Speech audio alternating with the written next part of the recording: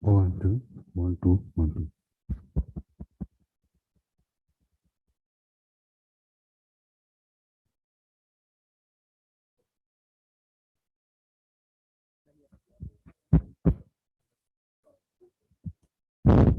Good morning, everybody.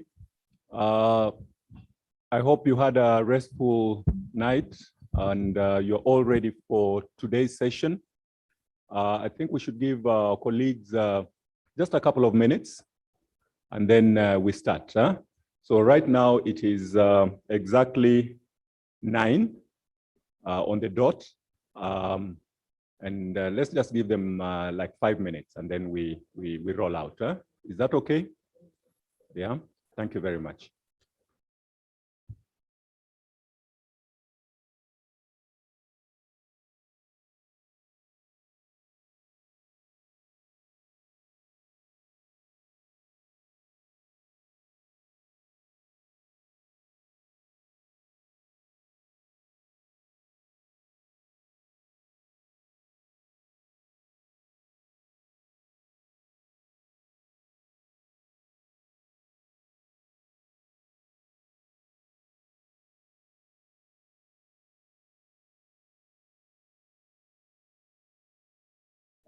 Tea and refreshments are being served outside, so you can take a cup of tea or some orange juice, mango juice, as we wait. Thank you.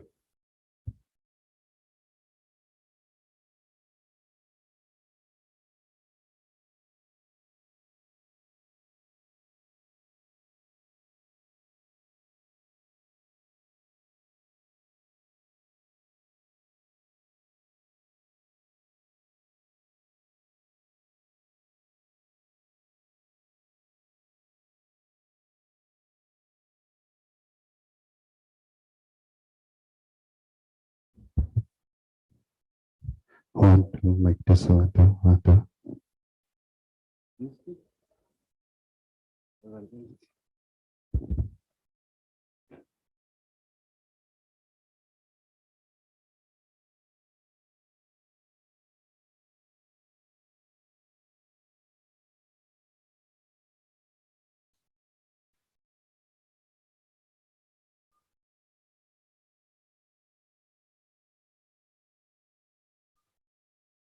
One, two, one, one, two, one.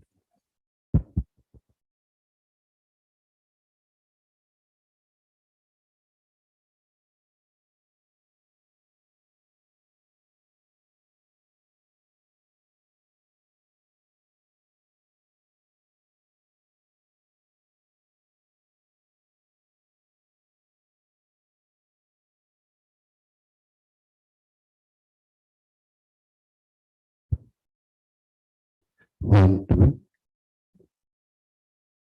One, two, make this one, two.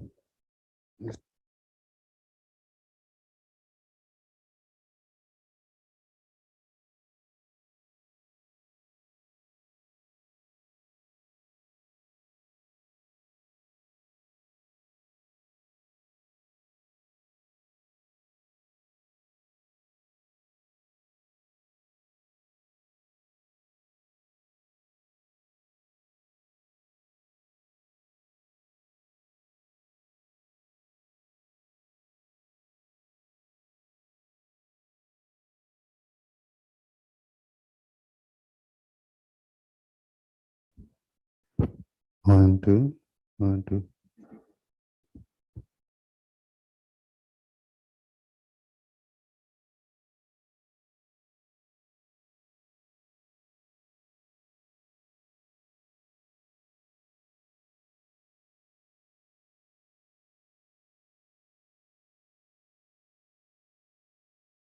One, two, one, two, one, two, one, two.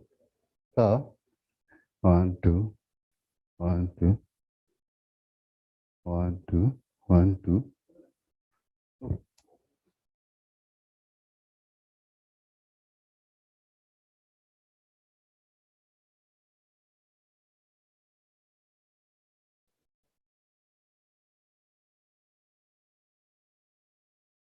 Okay. Nakusikia kabisa. Halo, unisikii? Hai, halo, halo, halo, nakusikia. Unisikii? Hata sahi?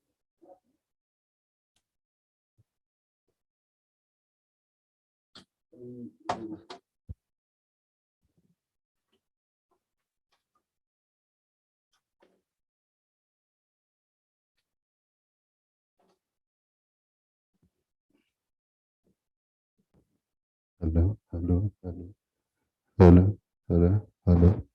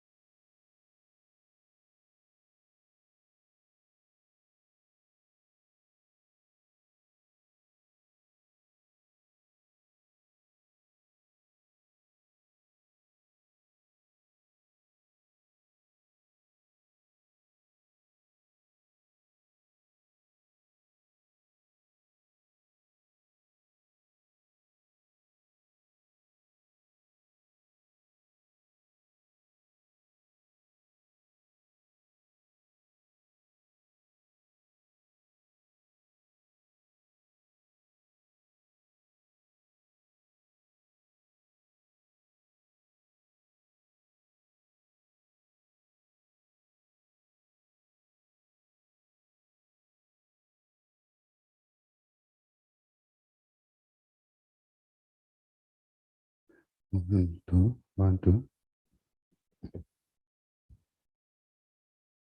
Eh,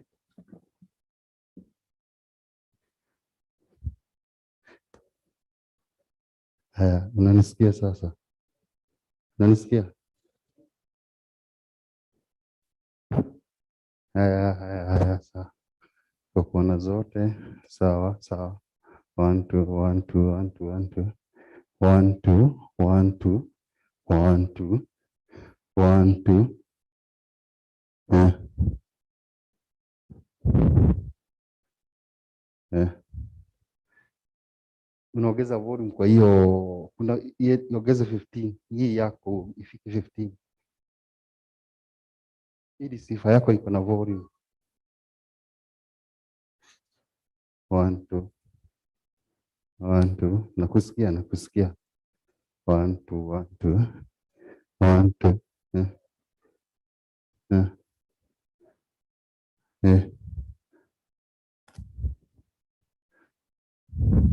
Nitapunguza kidogo, nitapunguza kidogo basi. Sawa, sawa.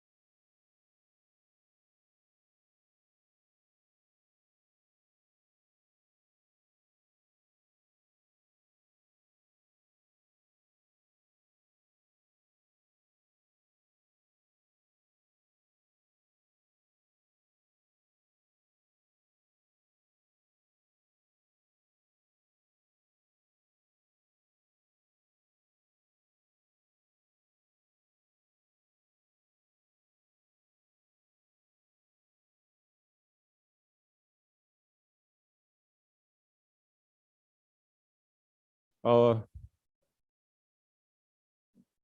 would like to call the meeting to order.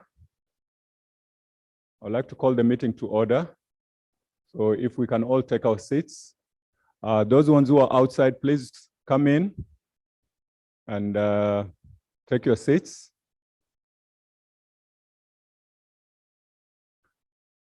Good morning once again, and we are going to start this morning session by just giving you a rundown of what happened yesterday on day one, the 23rd, Wednesday of November, in a summary form. So yesterday, we had 4 areas that the day was divided into 4 areas. 1, we had the official opening. 2, we had the roundtable, quite an engaging roundtable discussion that involved high-level dignitaries who are in the room and engaged all of us. Then 3, we had a couple of plenary presentations. And to wrap up, we had breakaway sessions in the areas of energy, ICT, and water. In summary, during the discussions, it came out very clearly that infrastructure plays a pivotal role in the quest for regional integration and economic development. It also plays a major role to ensure peace and security. Indeed, infrastructure is very critical when it comes to poverty eradication or reduction, and it enhances trade, it attracts investments, it provides employment in general, but more so youth employment. It reduces the cost of power and by extension, cost of doing business. It improves trade and facilitates free movement of persons and goods. Regional interdependence through free movement of persons and goods is an effective tool for fostering regional integration, peace, and security. That came out very clearly, I think, from nearly all presentations that were made yesterday. We also heard that our continent, Africa, has an infrastructure gap that is large and continues to stifle the continent's economic growth. The road network gap is estimated to be at around 60,000 kilometers, sorry. We still have a deficit of about 17 airports that we need to have. We also require, at a minimum, additional 7 seaports. We require 700 gigawatts of energy by the year 2040. And indeed, the Igad Regional Infrastructure Master Plan, which is a subject of our discussion, has plans for road networks, power, transmission lines, ICT, etc., and also targets to explore clean and renewable sources of energy in the context of climate change. Infrastructure could connect more than 270 million of inhabitants of our region to alleviate the key challenges that the region is facing. Notably, food security is only a challenge in some areas of our region. This is mostly due to infrastructural deficit to move food from areas of high productivity to those that have deficits. Capacity building is an urgent government, capacity building for urgent is required urgently among government institutions, the private sector, and of course other organizations in our region dealing with infrastructure development. This is to ensure that projects are delivered not only timely, but in a proper manner. Africa Development Bank is indeed at the center of infrastructure development in our region, and it is funding multiple projects, mostly in the area of transport, but other areas too, to connect our member states. Most of our member states are overstretched to servicing debt, but they are also struggling to set aside funds for infrastructural development. It was, however, pointed out, and I think from the chief guest, that the consortium of pension funds in Africa, with a capital base of more than US $300 billion, is looking for good bankable infrastructure projects to invest in. This is something to look at. On top of that, he identified areas that maybe we have not explored adequately: sovereign funds, insurance and pension funds, and even commercial banks are looking for good regional infrastructure projects to fund. A good example that we can look at, thinking outside the box, is the Grand Renaissance Dam in Ethiopia that has been fully financed by the citizens of Ethiopia to develop that particular project. I think there are lessons to take, and even moving forward, there could be some challenges, but I think all in all, it's an example to look up to. The inability to connect the Igad member states is not due to lack of funds, we were told.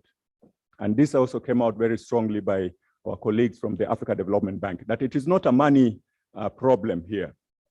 Vast resources are wasted on wrong undertakings, such as intra and interstate wars that cause instability and insecurity in our region. I think even the Honorable Minister from South Sudan raised this issue, that we have so much resources in our region, but I think our priorities sometimes, not always, but sometimes get mixed up. The issue of nationalism came up. It was stated that nationalism should be a driving force for infrastructure development, not a source of war, civil strife, and conflict. True nationalism is about providing better environment for one's country and people. The private sector no longer talks much about ICT. I think our colleague from Ethiopia, from the floor, raised this issue, but the private sector seems to be now looking at a bigger picture, and they're calling it the digital economy. In Kenya, for example, the private sector was involved in developing a digital economy blueprint and strategy, which has translated into digital infrastructure development, digital skills, and a thriving digital economy. The government is almost we have an e-government platform or portal where most government transaction or services are offered online. And there are, again, many other cross-cutting benefits that come from this particular undertaking. The last area that I want to share with you is what the rapporteurs in the room and in the plenary and in the breakaway sessions managed to capture areas for action or call to action. One, it was identified that member states and development partners should support infrastructure development in the Igad region as a highway to peace, security, and prosperity. I need not say anything more there.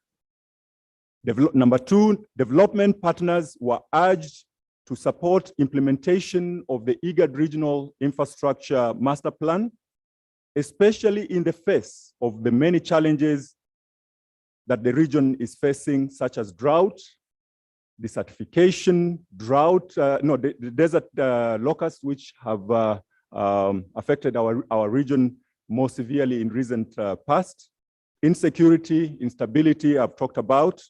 And now we have the Igad, the COVID-19 pandemic that we are all affected in one way or another.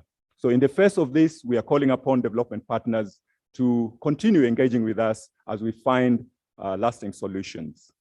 3, government ministers and experts were challenged to commit themselves to implementing short-term plans that are in existence. So we are not short of plans and ideas.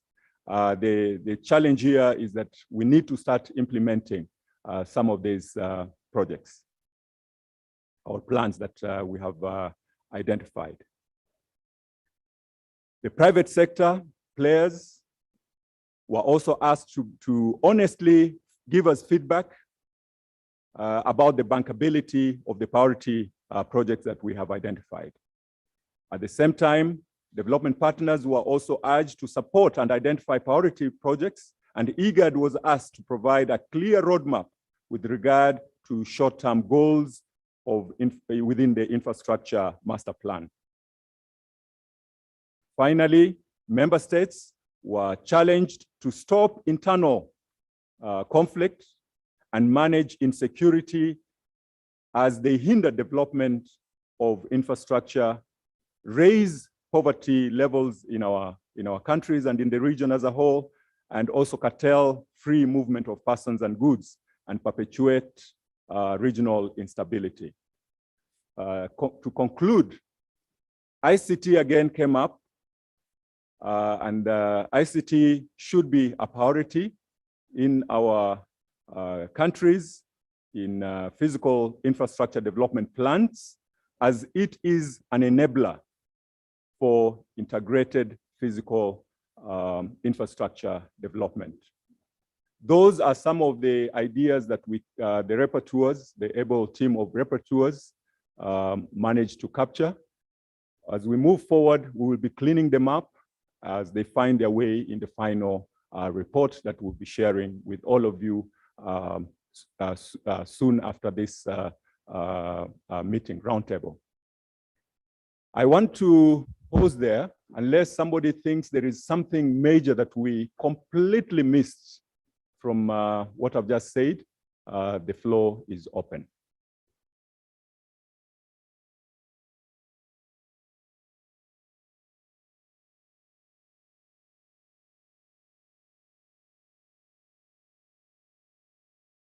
It looks like the rapporteurs did a good job and managed to capture our thoughts and the ideas that we shared both in the plenary and in the breakaway sessions. So without further ado, and we are now approaching 9:30, we will start with our first presentation. And this presentation is coming to us from JICA, which is the Japan International Cooperation Agency. And the presenter of this particular session, or this presentation, entitled Passage Across Borders, is none other but Dr. Mogere. Dr. Mogere is a graduate with a doctorate degree in informatics from the Kenyatta University in Kenya. Right now, he's working for JICA, the Kenya office, as the infrastructure and evaluation advisor. His area of expertise includes and is not limited to transport systems planning and management. He has spent a better part of the past 15 years actively engaged in academia, but at the same time also in development work. His area of work has mostly revolved around project management. Dr. Mogere is also a founding board member of the Evaluation Society of Kenya, which is an affiliate or is affiliated to the Africa Evaluation Association. So if I went to read his short bio or his bio, I think I'll be making a presentation on his behalf. So I will stop there and call upon Dr. Mogere to take the podium. Welcome, sir.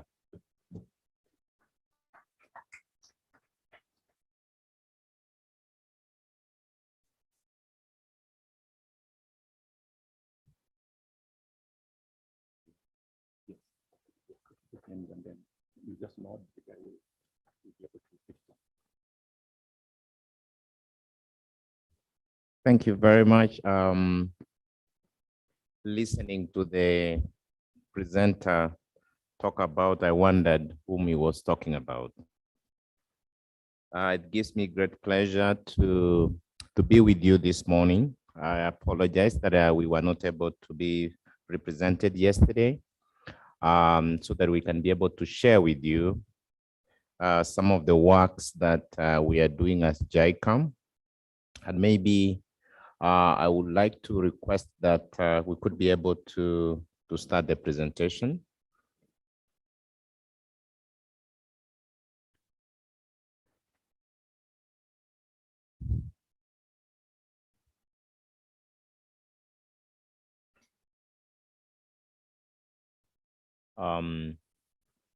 Thank you. In the presentation, maybe you can put the viewer for.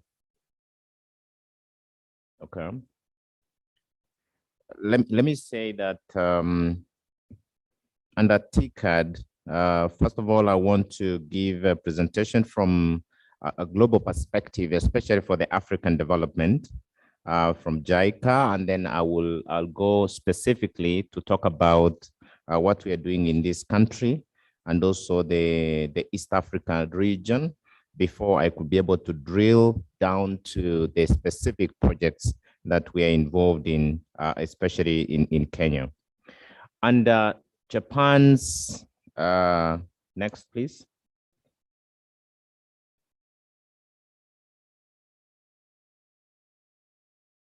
Under Japan's commitment to Africa, we have what we call the corridor development approach, which was a commitment given under the TCAD 5.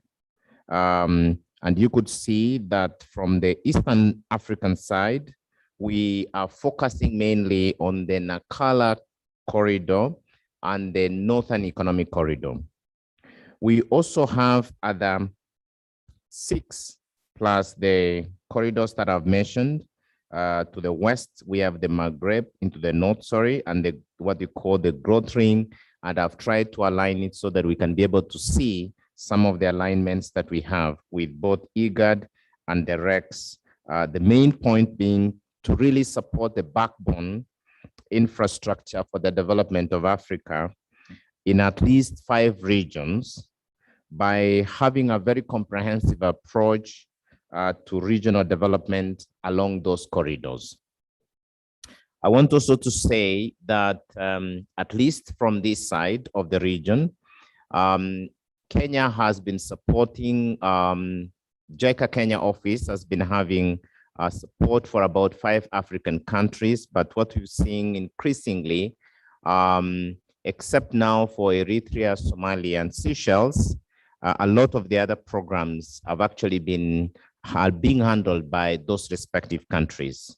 And therefore, you will see a lot of what I'm going to present really focusing on what we are doing in our country, and especially talking to the topic which we have been given, the passage across the borders. If I look through the economic corridor that I'll be focusing on, next please, is the Northern Economic Corridor, which starts from Mombasa. We are then looking at the market of the East Africa, of Kenya, Uganda, Tanzania, and even the DR Congo that is coming, but not only that, with the neighboring countries. The whole idea of this program that we have is really access to the East African market.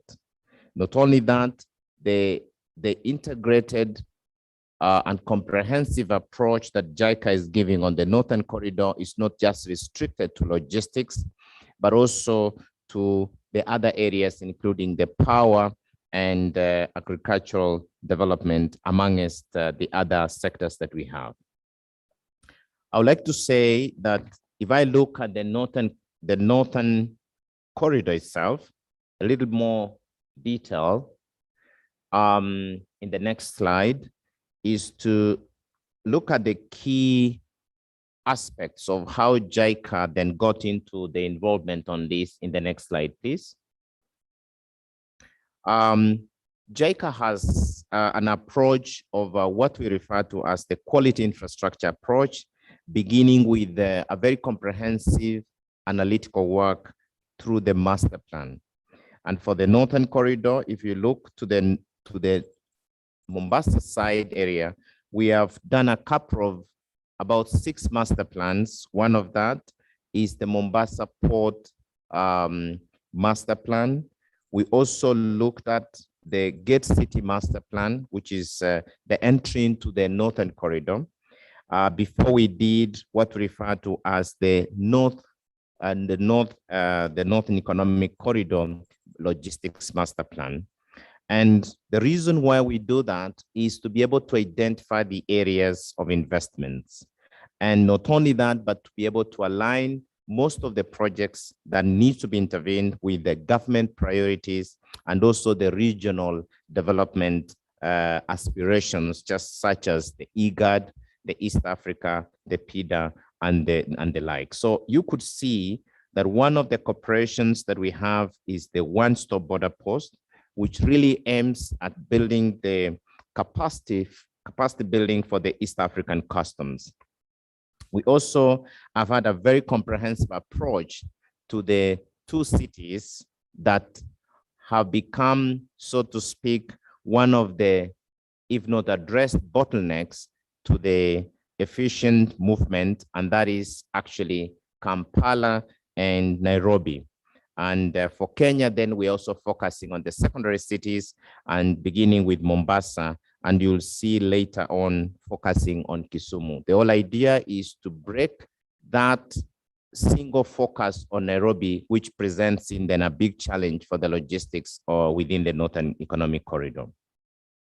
Now, just to show you in our next slide, some of the areas that JICA is cooperating in Kenya and focus, we actually have a very comprehensive interventions with one of those being in economic and infrastructure development, focusing on the corridor, like I've said, and city development.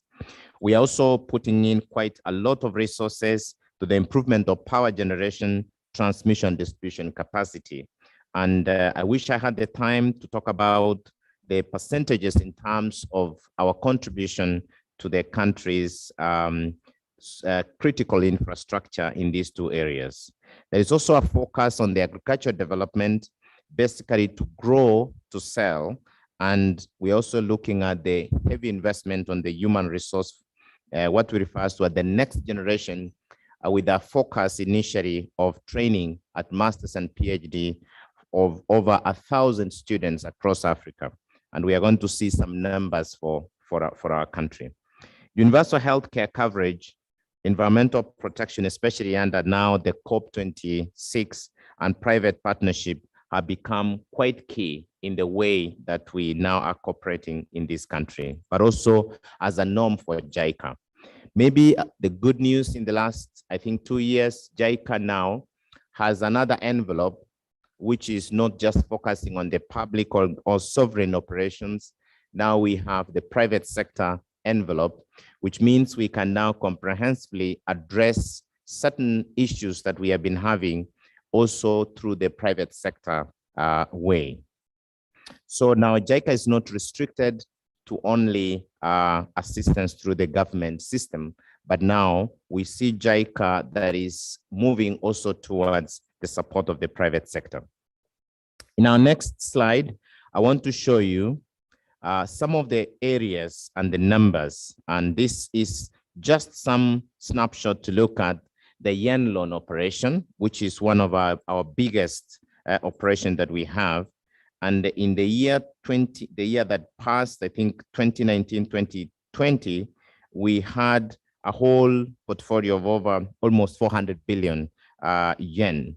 And the grant was a third of that, which was about 100 billion yen.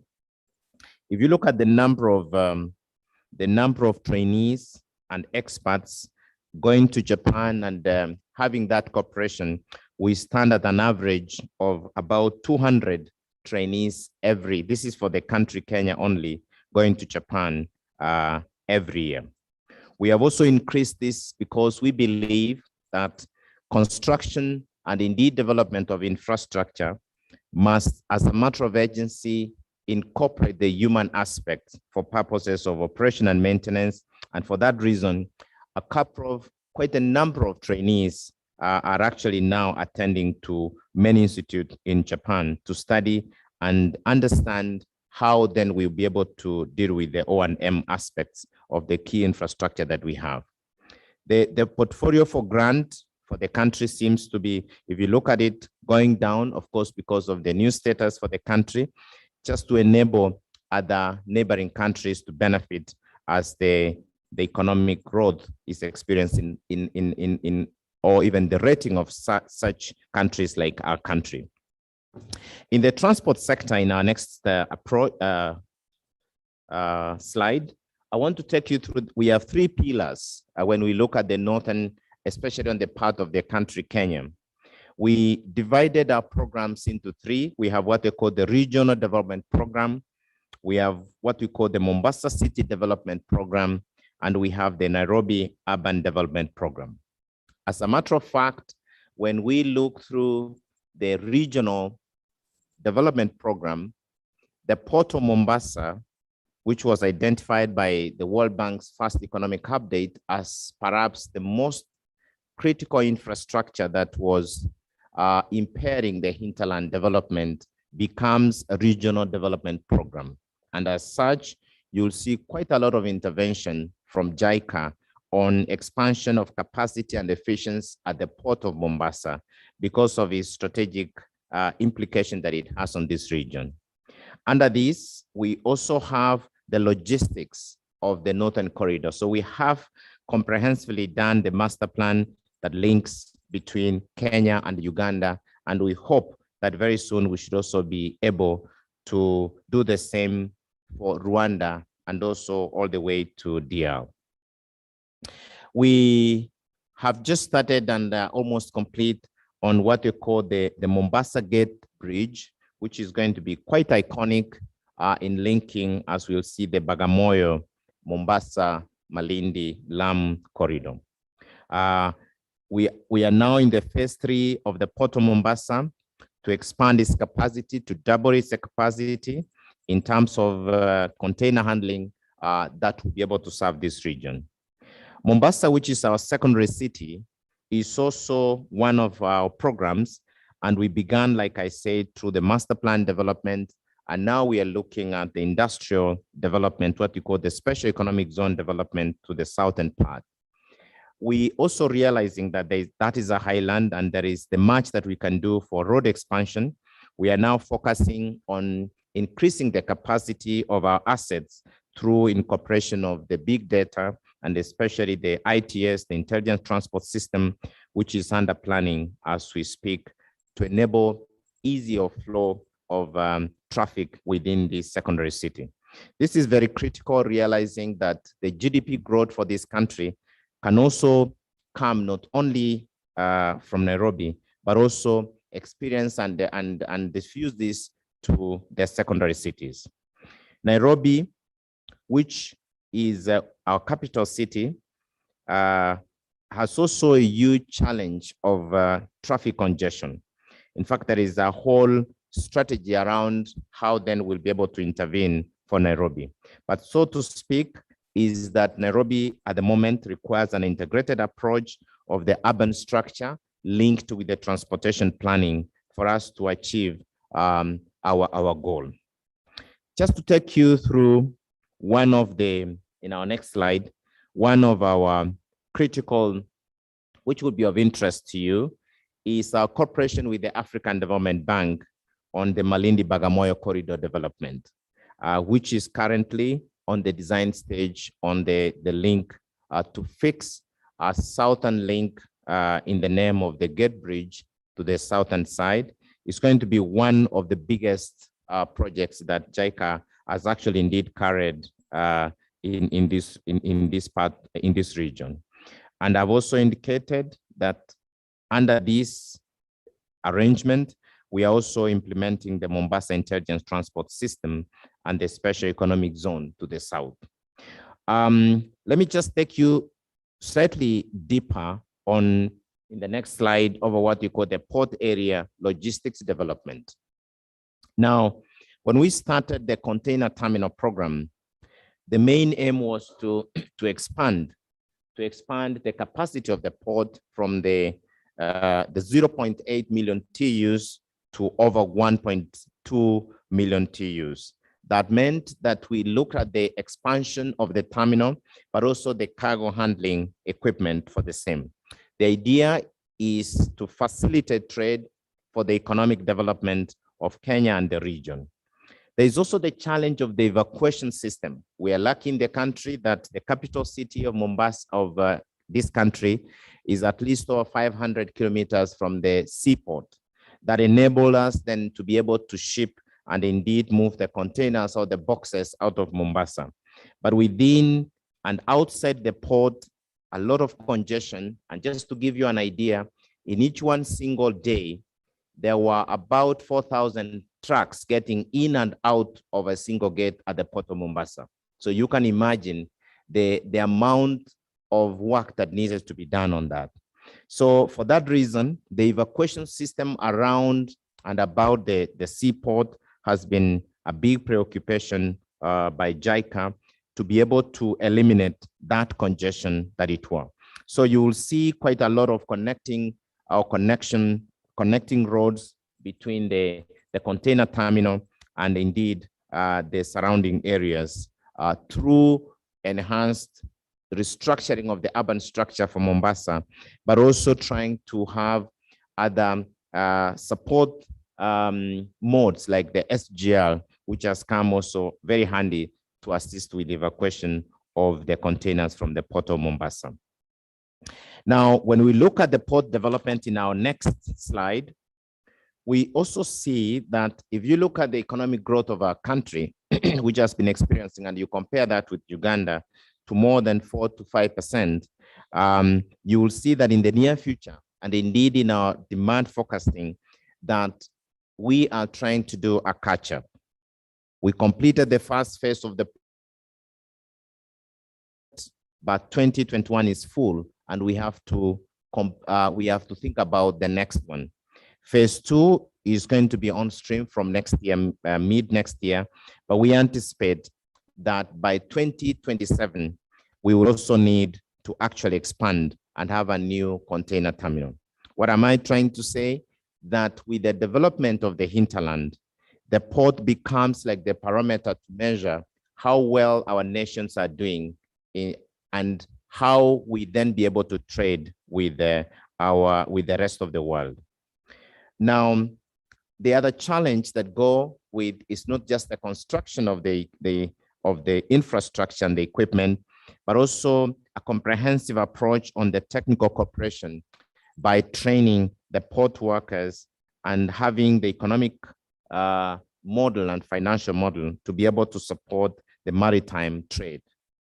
Now, this direction has always been a very challenging one for reasons that it takes a long time for this training, but also at the same time, we also know that we want to see the competition between the ports and within the port. That presents in then the challenge of how we then approach. One is to be able to have training ahead of the construction and also be able to continue with the training to be able to handle those equipment. Let me go through some of the evacuation programs that we have, and that goes to the next slide. One of the roads that we've been working on when it comes to the evacuation system in the next slide within Mombasa is what we call the Mombasa Port Area Road Development Project. We have now completed phase 1, and this is basically linking connecting the Mombasa Port with the Special Economic Zone and also the northern corridor. Now, if we may be able to look at this road in the next slide, please, we will be able to see that, yes, that is the one. Next, please. Okay, that's what I'm talking about. Now, we call it the Mombasa Port Area Road Development Project. Reasons are that as you go into interconnectivity, even the road and the cost per kilometer becomes quite expensive, because now we've got to link with the SGR, which is the rail, the port, and the road. And you can imagine the challenges then that we experience in terms of interconnectivity. This particular road, which is just phase 1 and 2, which was a credit line of about 40 billion Japanese yen, aims to not only connect to the special economic zone, but also the northern corridor and the southern side, which is to the Bagamoyo-Malindi corridor. One of the features of this, we have one of the longest bridge in the region, which will be what we call Mutesa Bridge, which will be 1.5 kilometers long. Quickly, because of time, we got the second one, which is the second part of the port development. Next, please. Yes. This one is 58.8 billion Japanese yen, which aims to expand the port, as I had mentioned. And right now, currently, we will say that in the port of Mombasa, we have made a contribution that 36% of all the containers are handled from the support of Japan. One of the last landmark, next please, one of the landmark projects that is going to, which we are now embarking on, are two.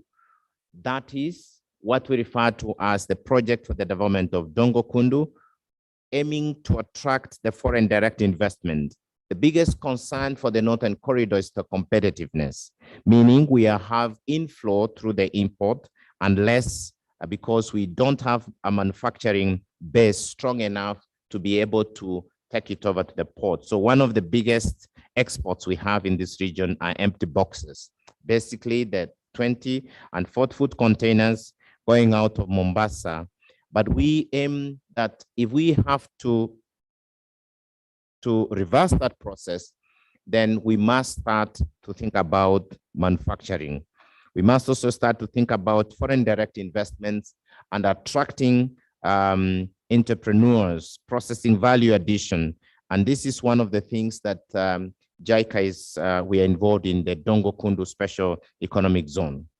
Now, connecting with that, of course, we've got to have world-class infrastructure, but also good incentives, tax incentives to enable the foreign direct investment. How we are trying to do that? Currently, we think that connection to that area through what we are now having as the gate bridge. You can have next so that we can see the whole. Yes. To the south on this side is the special economic zone, and to the north is where we have the airport and the seaport, which is under development for the containerization, for the container terminal. But to the southern side, we have the road that is linking, we call Route B, and then we have the Likoni crossing, which is the only crossing you have to the south. And we are going to replace that. The country is going to have, for the first time, I think, a connection to the south through the Mombasa Port Area Road Development, but also in the long run, we'll be able to fix by having this gate bridge, which is supported through JICA. This is going to be the longest cable stay bridge in Africa and the 21st of it in the world. If we go to the next one, it's going to be iconic in the sense that we will be able to, one, be able to connect the north and the south, and number two, like we say, at the midst of the median, we are going to have the construction phase will take 5 years. Sorry for that. And then number two, we hope that that connection is very critical, and it will enable then the development and boost for the southern side and the SEZ. The first phase is going to cost us about 47 billion, but this is the first, and we are going to have like 3 phases. So it's a commitment for more than 5 years. In fact, we estimated that in 7 years time is when we'll be able to finish. Now, the last of the projects that I want to talk about is the in earnest the development of the southern part of our port, what we refer to as building the special economic zone, but for manufacturing, and therefore the enabling berths that are associated with that. So we will do the first berth, which we call the DK1, Dongo Kundu berth 1, and this will be able to look at not on containers this time around, but also try to look at as a multi-purpose port that will be able to support the manufacturing part. The first of that supports about that 7 billion shillings that will be able to spur the development and indeed industrialization to the north. As I end my presentation, I want to say that when I look back in terms of commitment, the last 5 years and in the next 5 years for JICA, I think for Mombasa alone, we can confidently say an estimated about $4 billion in terms of investment portfolio that we have had. And the whole idea is to ensure that we remove the bottleneck that we experience for purposes of trading and at our exit or at the gate city, and then expanding that into the hinterland via the Northern Economic Corridor. I want to complete my presentation by saying that, which is the next one, which is the end of my presentation. I have put in 3 slides that marks our signature for Mombasa, and that one to the left side is the port, what you're doing at the port. The lower side is the container side, and on the main right side is the special economic zone for Mombasa to spur the development and to improve the competitiveness of the Northern Corridor. Thank you very much. Arigato gozaimasu.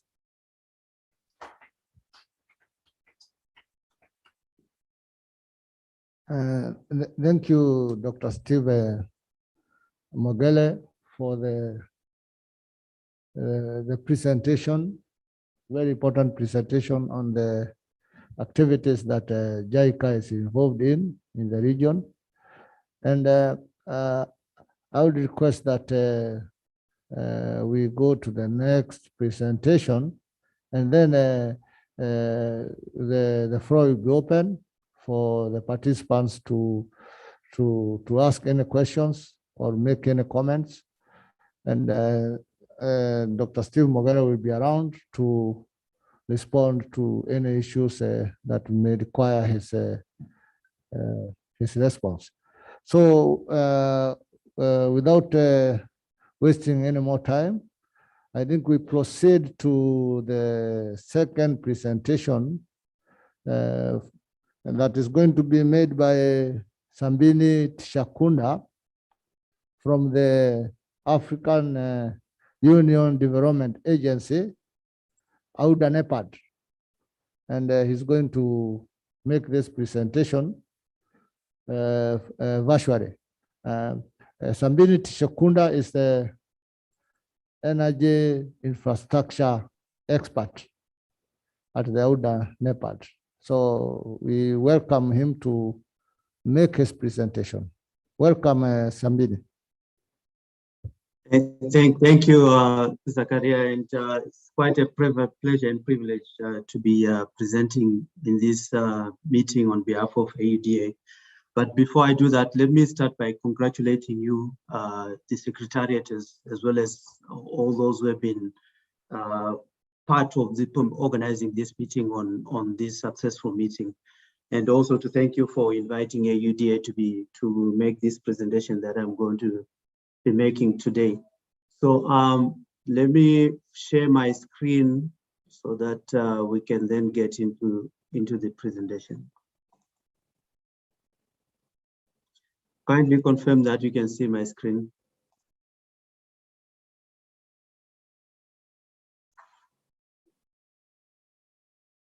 Yes, Hello. we can see your screen. So go ahead, Sambini.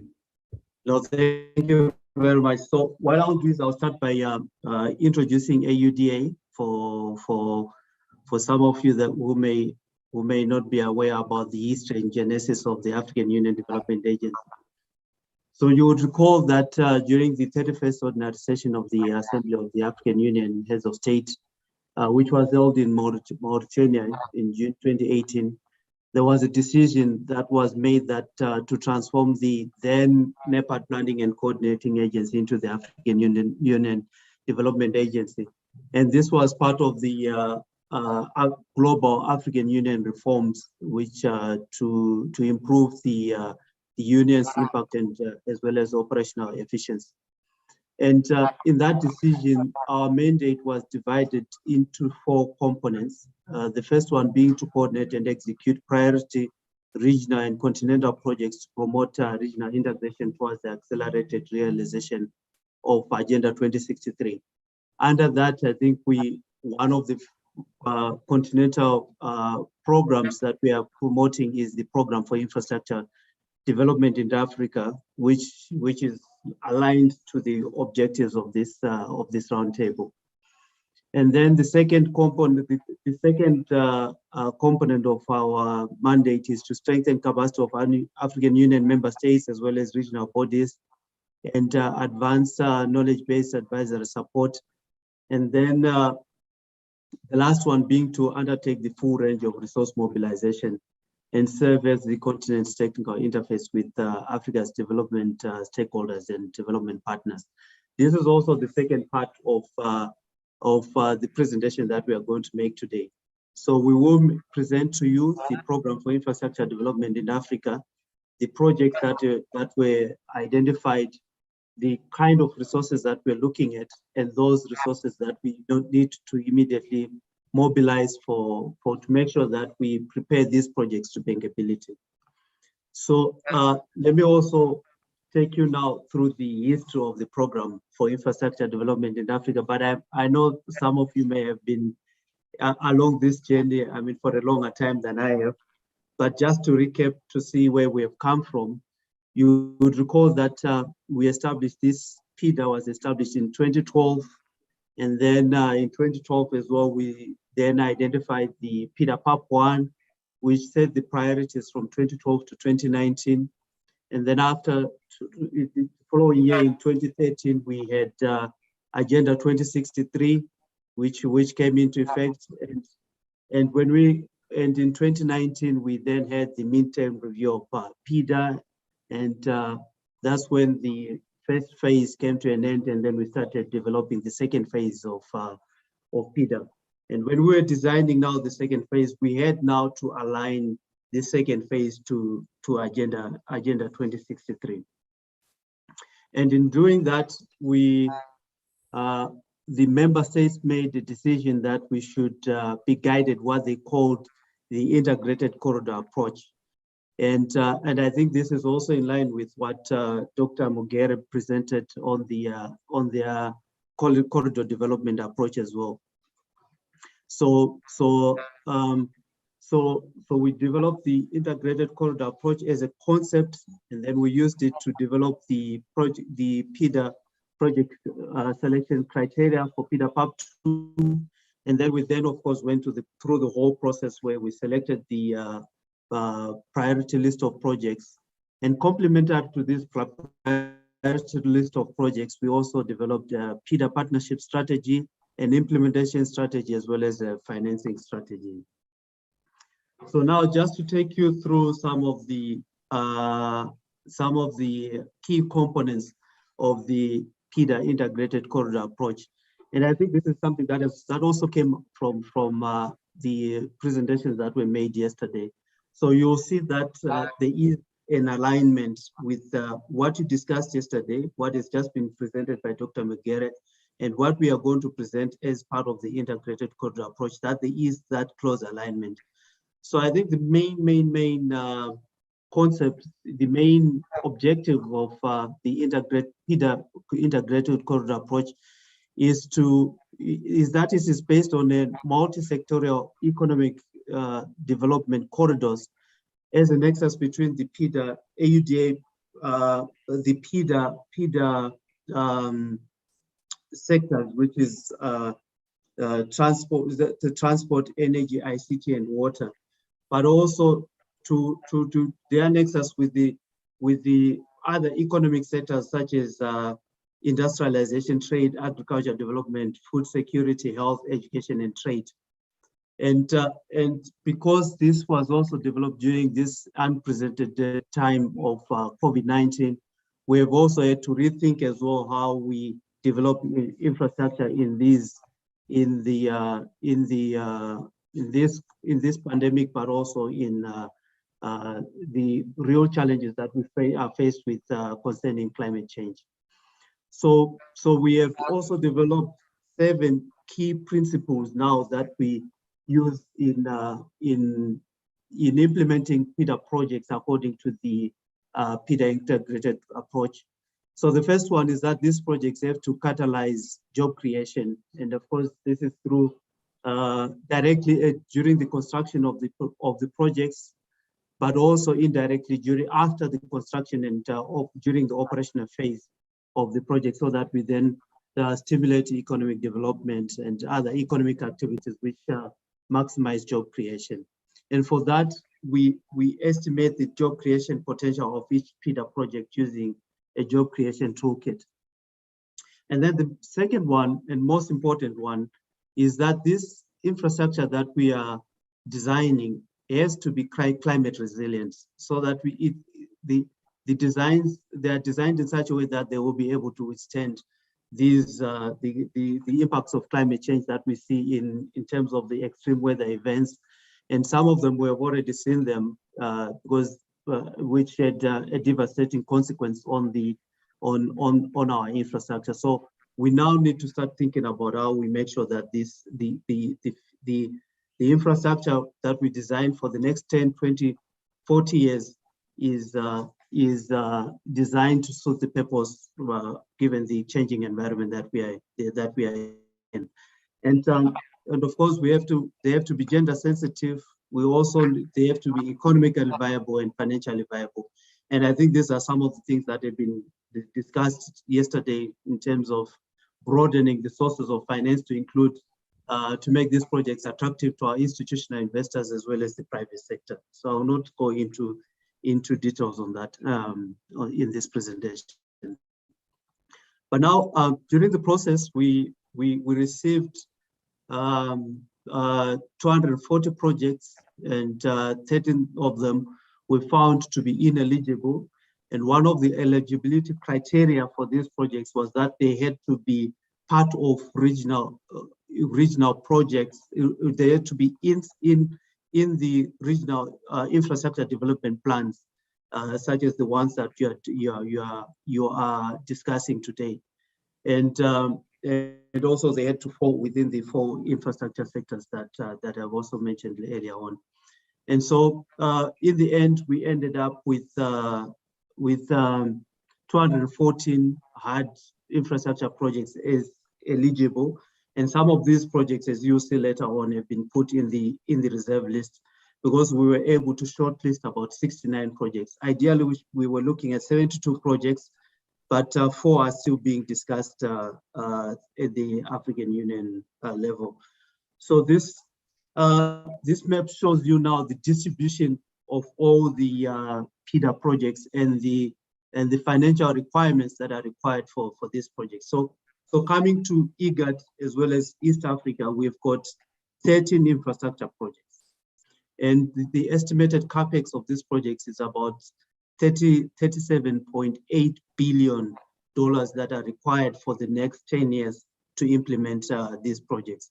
So on average, that would be like an investment requirement of about 3.7 billion per year that we need to mobilize as part of this second phase of the program for infrastructure development in Africa. But all in all, for the whole PIDA, we are looking at about 160 billion required for the next 10 years. And then on the right side of this presentation, you will see the sectoral distribution that most of the projects are mainly in transport. And you also see that that transport bias is also self-evident in the list of projects that you prioritize for East African. for the East African region. So then that is followed by energy projects, water, as well as ICT projects. So so I think yesterday, what clearly came out is that, especially from the remarks by the high rep on infrastructure, the right honorable Raila Odinga, that we also need to, whilst we are thinking about mobilizing resources for the implementation of these projects, we also need to think carefully about how we mobilize resources for the preparation of this project, so that, like as has been mentioned, that these projects have to be prepared to bankability, so that we can be able to tap into the available resources for the implementation of the projects. So you'll see in this slide that we need to mobilize about $8.1 billion for project preparation. So moving on to the next slide, this slide presents to you the list of projects that we've been prioritized for in the East African region, and you'll see that there is the Lapsed Rail project, which is the part of the Lapsed corridor, and then we also, and that the fact that the majority of the projects are in the transport sector, followed by energy, and then ICT and water projects.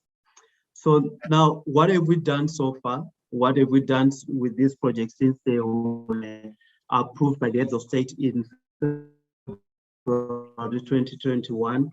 So what we have done is that we have used the SDM advisory services to screen these projects. But let me just emphasize a little bit more about what the SDM is. So the SDM is a special service delivery mechanism, which was set up as one of the instruments to accelerate the implementation of projects. So the SDM focuses on mobilizing resources for early stage project preparation, so that we then prepare these projects so that they are eligible for funding through the project preparation facilities, such as the NEPAD IPPF.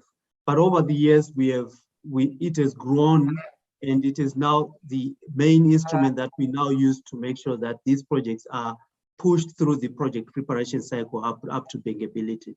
So we have taken the PIDAP2 list of projects, and we have screened these projects using the STM quick check methodology to assess the status of the projects and understand the gaps, and to identify the activities that are needed for us to be able to then progress these projects through the project preparation cycle. And through this exercise, we have then categorized these projects into those projects that are well advanced, that have secured funding for project preparation and are on course to be prepared to bankability. And then we've got a second category of projects. These projects now are those projects that need funding for early stage project preparation, as well as funding from project preparation facilities. And so we have done this exercise. Now we screened the 69 projects that I mentioned earlier on, and we appraised 43 projects. And from these 43 projects, we produced 30 notification reports. And these notification reports tell us the status of the project and the support that they need. And then we have also then developed detailed project concept memorandums for 6 of them. And so now, using that information that we have obtained from this exercise, we are in the process of developing 30 project features, which will then be presented during the upcoming PIDA week to DFIs and the planned PIDA financing summit in 2022. So this will now enable us now to start to systematically mobilize resources for project preparation, which is critical for us if we are to make sure that we have a pipeline of bankable projects before we then ultimately mobilize resources for the implementation of these projects. So now, in conclusion, I would like to, as I mentioned, that we will be presenting these projects during the 7th PIDA week. And this year's PIDA Week is going to be held from the 6th to the 10th of December in Nairobi, Kenya. And we will, I'm sure some of you have already received invitations to participate in this annual annual event for PIDA. And so for those who haven't, we would like to extend that invitation to you, and you'll see the link for PIDA Week in my presentation, which I'll share with the organizers of this meeting after this presentation. So with that, I want to thank you and wish you the best in the rest of the discussions that are slated for today. But meanwhile, we are available for any questions and answers that may arise from our presentation. Thank you. So over to you, Chair.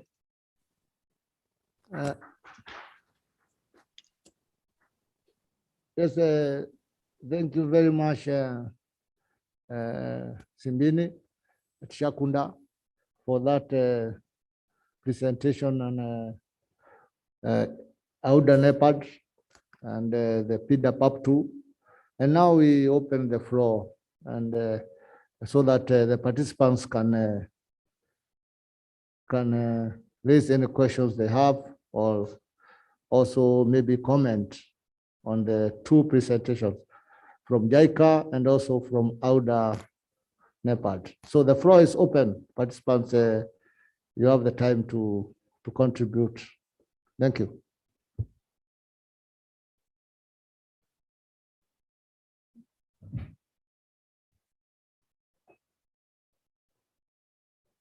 Hands up from one of the participants, also from Kenya. I can see from Sudan and from Kenya. So we start with Kenya, then we go to Sudan. Thank you. Thank you very much. My name is James Deuri from the Ministry of Transport, Kenya. And I would like to first make a comment on the presentation from Dr. Mugere, and then ask two questions. First, I would like to thank Dr. Mugere for the very good presentation.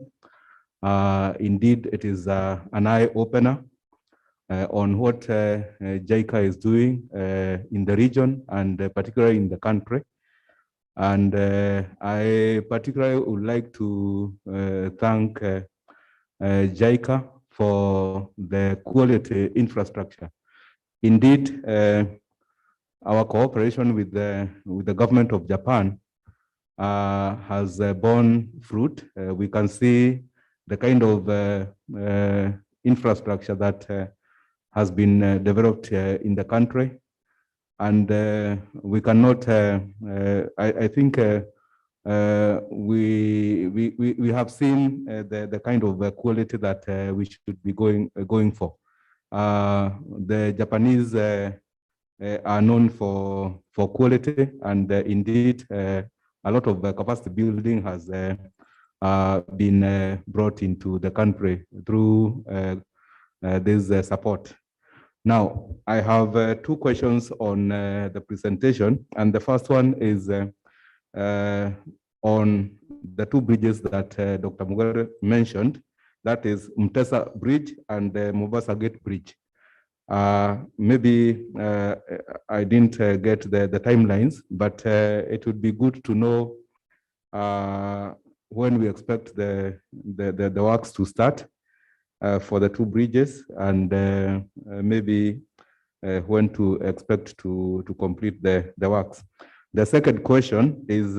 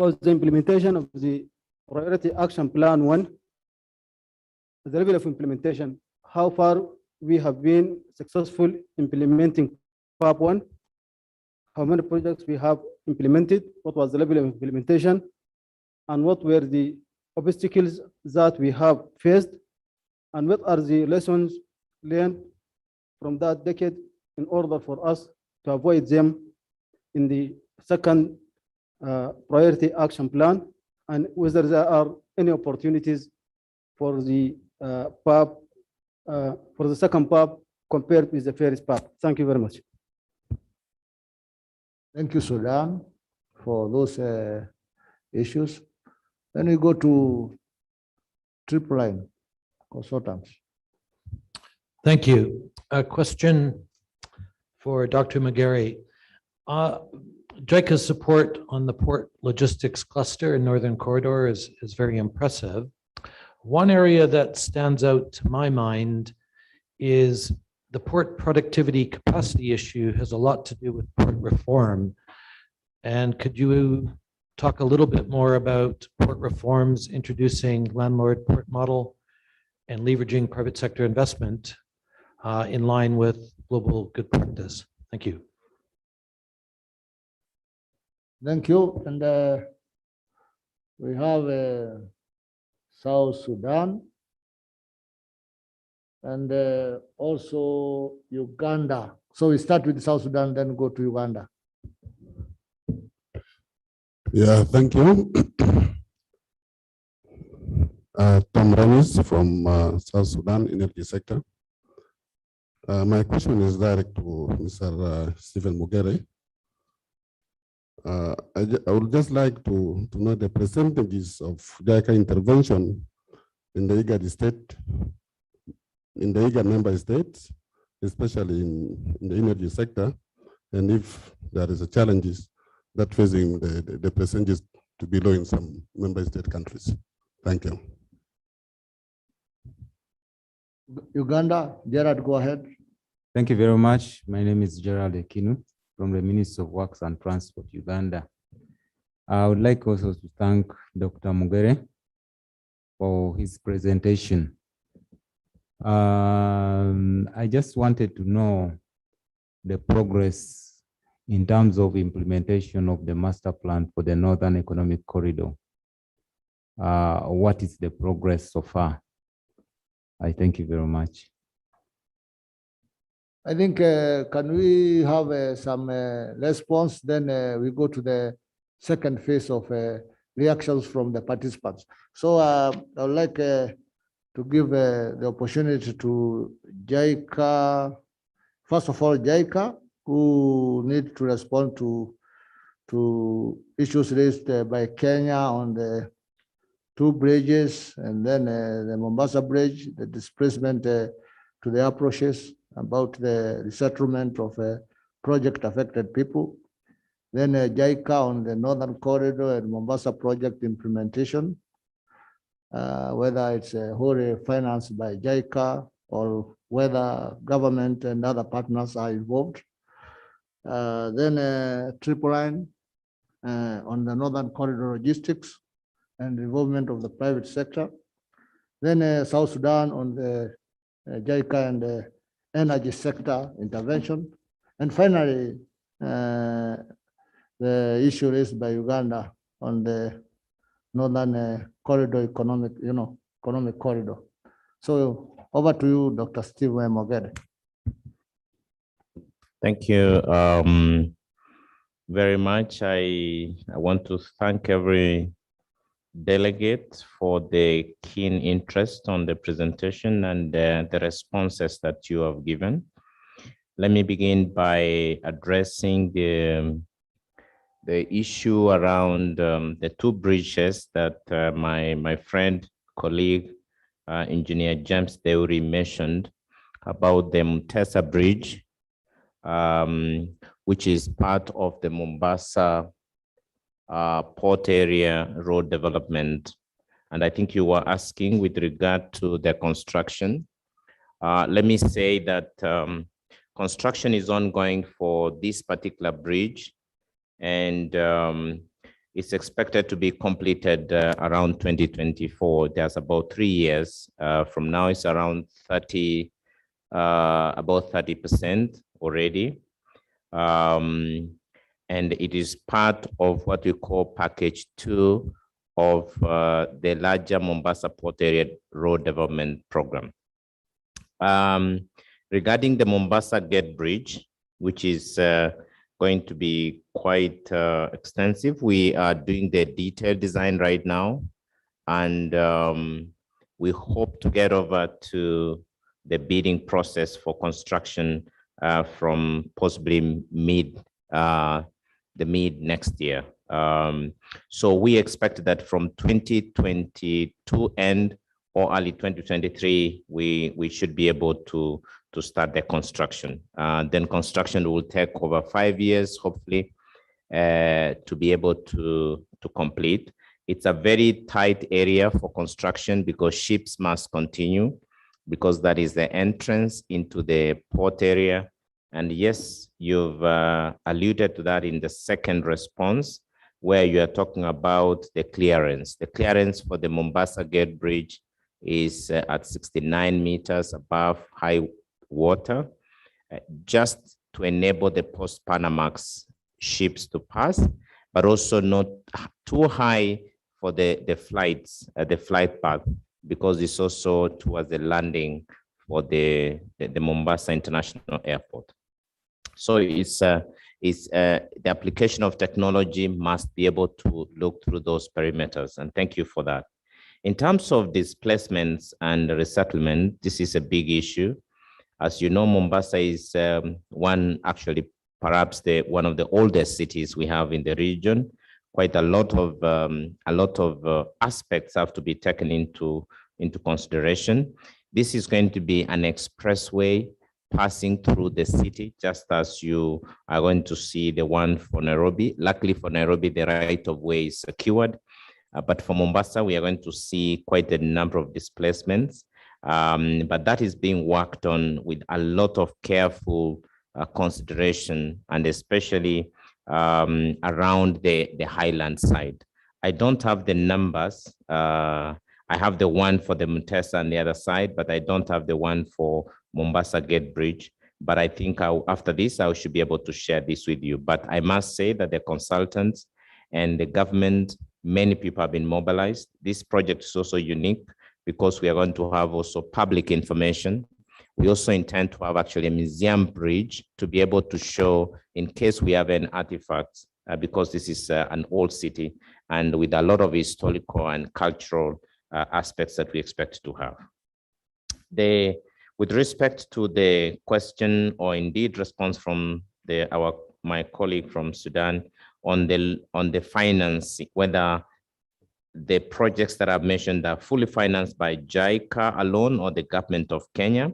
I want to say that in all our projects, the government of Kenya has a role in terms of financing, even where, like in the port, we have the project financing 100%, but you know, there is an non-eligible part of the project, like the taxes and even issues to do with resettlement that has or is actually being handled by the Kenyan government side. I want to say that in terms of disbursement, we've been operating on an 80% share from JICA, 20% share from the Kenyan side. But in other projects like the port, we have had 95% JICA and 5% government. But now the way we see it, especially for the MGB, it is at 100% share and the government to handle the non-eligible tax. So a straightforward answer is yes, the Kenyan government has a role, and indeed more than we imagine, there is quite a lot that go into the taxes and resettlement. There was a question from my colleague around the port logistics and the private sector involvement. In 2001, the government took a direction of making Mombasa, KPA, which is the Kenya Ports Authority, a landlord. What that means is that incrementally, KPA's work would mainly be the construction and management of the superstructures, while having strategic private sector participation on the operations, as it were. Of course, this is a very slow process, but really our intention for efficiency is to have as much as possible both the private and the public participation in the maritime trade. So the focus is still there. It's a slow process, and we are working with the Kenyan government to really be able to have the involvement in one way or the other. You of course know that in the container freight stations already the private sector are participating in the logistics of the same. But I understand that incrementally we expect to see more and more of this oh, thank you very much. I want also to, sorry, I just got a small distraction. I'm just enjoying here about the other breaches that we are involved in the region and the information needed, but maybe I will handle that. But I just want to say that generally speaking, for the Northern Corridor, the role of private sector cannot be overemphasized. In fact, we have about 199 projects identified under the Northern Economic Corridor, logistics, that is both Uganda and Kenya. And a lot of that will mean involvement of the private sector. So I want to say that other than the port productivity increment through private sector involvement and competition, but we also want to see more and more of this to support government. I didn't catch the question from our South Sudan colleague, but I guess this is what he has alluded to see the progress made on the Freedom Bridge, the Jonglei, Malakal, any information on that. Perhaps when I was making my presentation, I focused more on the Kenya and perhaps Uganda. I may have to go back and give, if I get this contact, I could be able to give the actual progress on the same. But on the question by Jared from Uganda, which is the last response I want to give regarding the progress on the Northern Economic Corridor. Yes, quite a very important question.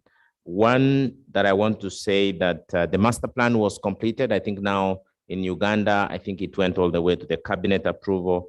In Kenya, we did have at the sectoral level, it was actually completed.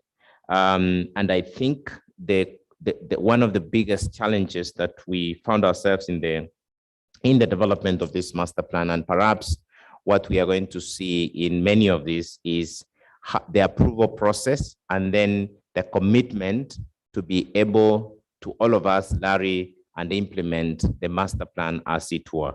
So what I want to say, approvals were done in the two governments, and we also have seen in some respects some projects being taken, but in terms of the actual percentage, normally we do an evaluation as JICA, what we call the ex-post evaluation, 2 years or 2 to 3 years after the implementation, after the approval. We haven't done this so that I can be able to give the actual percentage of implementation. So I must say that the process has started, and we hope to see in the next 1 or 2 years to see the percentage of the implementation of this master plan. Thank you very much, and over to you, Chair. In case there's anything I've forgotten, please remind me. Thank you, Dr. Mogere. And before we give the floor to Auda Nepad, there is a question by Gilbert Maeti from African Consortium, who is asking, what is the model for development of the infrastructure facilities at the Dongo Kundu Special Economic Zone? Will the port develop and lease shore facilities, or will it allocate land for lease sale to investors? I don't know whether Dr. Mogele, you are in a position to answer this, or we have a Kenya Ports Authority around, or government body here from Kenya who can be able to answer this question.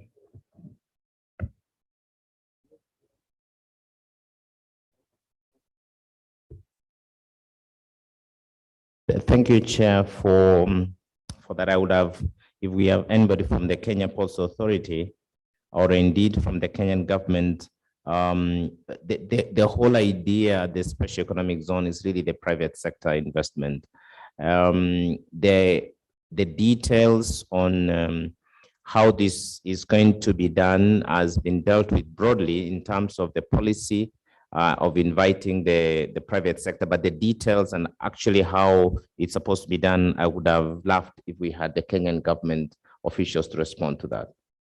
Thank you, Chair. Okay. Thank you, Dr. Mogere. So now we proceed to Auda Nepad, and I think the only issue raised was from Sudan, who wanted to know about the success in the implementation of the PIDAPAP 1, and what are the lessons to learn, and maybe also help in the realization of PIDAPAP 2. So over to you, Sambini.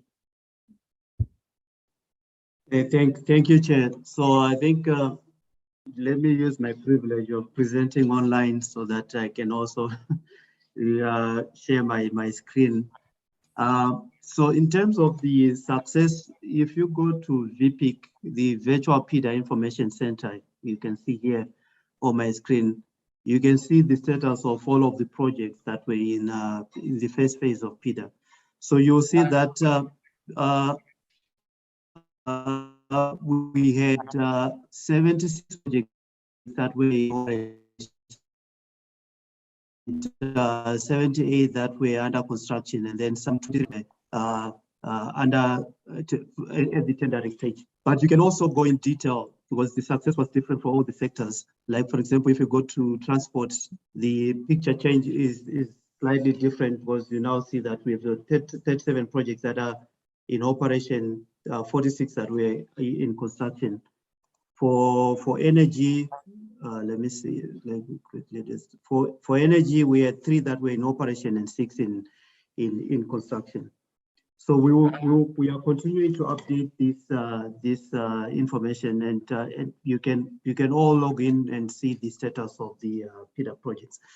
But in terms of the lessons that we learned, let me share with you 4 of those lessons and how we have addressed them. The first one was that the key lesson was that it's ineffective for us to develop these infrastructure projects in isolation, because in most cases, for them to be effective, you really need to look at the interlinkages between the various sectors. And this is why we then adapted the integrated corridor approach, so that we can increase the social economic development impact of infrastructure development on the continent. And the second lesson that we learned was that we had a very long list, 400 projects, and yet the resources that we had available were not sufficient for us to really push through those 400 projects. And this is why in the second phase of PIDA, the number of projects was limited to 10 projects per region. And in addition to that, we also then agreed that we should have a rolling list, so that those projects that would have reached maturity and exited reached their financial close will exit the pipeline, and then they'll be replaced by those projects in the reserve list. Earlier on in my presentation, I mentioned that all in all, we've got 234 projects that are in the reserve list. We've prioritized 69 of those, and these are the ones that we'll focus on. And then when we get to the midterm review in 2025, we will review that list and then allow projects to exit the priority list, and then bring in some of those projects from the reserve list. Now, the third lesson was that related to financing. We didn't have sufficient resources for the implementation of the projects, obviously, from the fact that the infrastructure financing gap still remains on the continent is evident of that financing gap. But most importantly, the financing gap in terms of the project preparation, resources that are needed for us to prepare these projects. So that is why, as part of this second phase of PIDA, we developed the financing strategy, and that financing strategy has clearly outlined the resources that are needed for us for project preparation. And we are working We are, and complementary to that, we are also transforming PIDA Week so that it will be a platform where PIDA projects will be able to pitch their projects to project preparation facilities and be able to mobilize resources for project preparation, starting with this year's PIDA Week and the planned investment forums in 2022. The last lesson relates to the fact that even after these projects have been prepared, when you submit these projects to DFIs, they are still deemed as unbankable. So we have developed a PIDA implementation strategy, which is complemented by PIDA implementation guidelines. And in these guidelines, we are systemizing the project preparation cycle and standardizing it so that we make sure that as the project moves through the project preparation cycle, it meets the minimum basics that are required at each stage for us to make sure that by the time we get to the end of the project preparation cycle, these projects are prepared to bankability, and they are deemed to be bankable by the financiers who will be considering these projects. And for this, we have also developed the PIDA quality level, and this quality level will be able to will enable us to assess the quality of entry and exit of these projects as they pass through each of the project preparation cycles, so that we make sure that a project meets the requisite quality before it proceeds to the next project preparation cycle.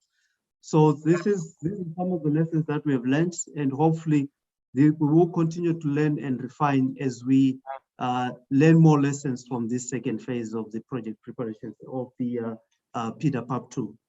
So thank you, Chair, and over to you. Thank you, Tishi, for that information and clarification.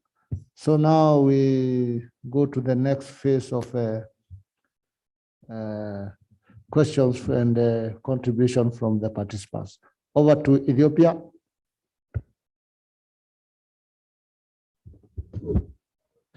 Thank you, Chair, and thank you also the presenters for the nice presentation. My point is on PIDA PAP 2 project, and one of the projects for East African regions is composed of 3 elements, and one of it is the submarine fiber point of presence, and the other one is regional smart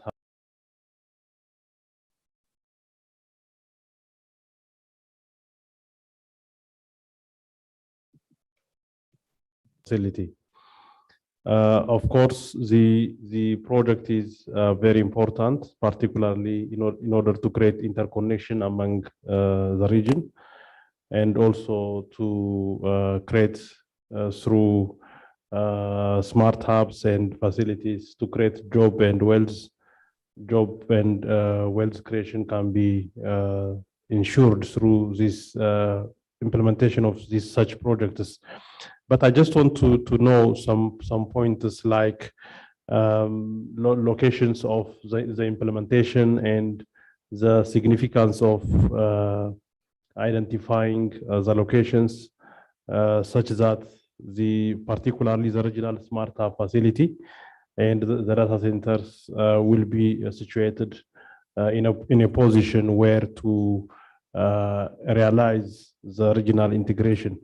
The other point is some details are also important if highlighted or mentioned, particularly with regard to the intentions behind the regional smart hub facility and the contents within this facility, and also the level or tier level of the data center which is supposed to be built, and the facility size which is expected to be implemented in the data center facility. So this is of course a single project in the name of transboundary submarine fiber point presence and regional smart hub facility and data center. but it has three critical elements within it, which are submarine fiber, regional smart hub, and data center. So I just want to get some location details, contents within the smart hub facility, and also the locations with regard to the data centers. Thank you. Then we have Somalia.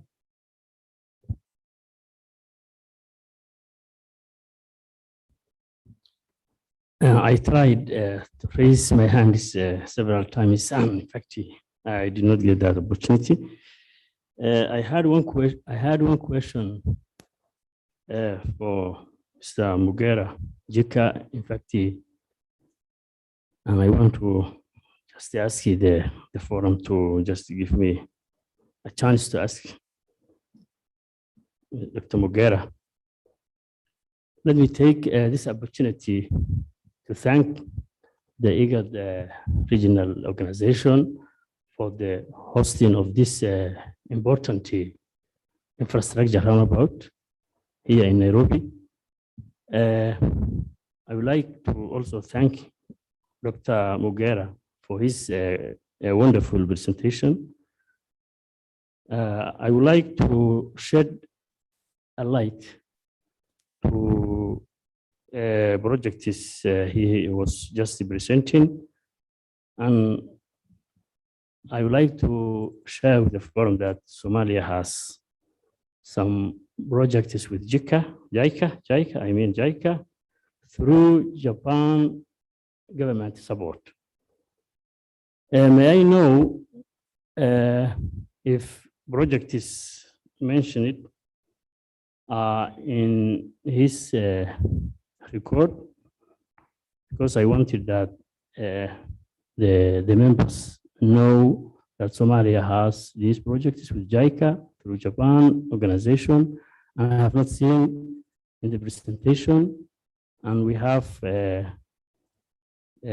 are just having a project in several infrastructural sectors like construction, fishery, ICT.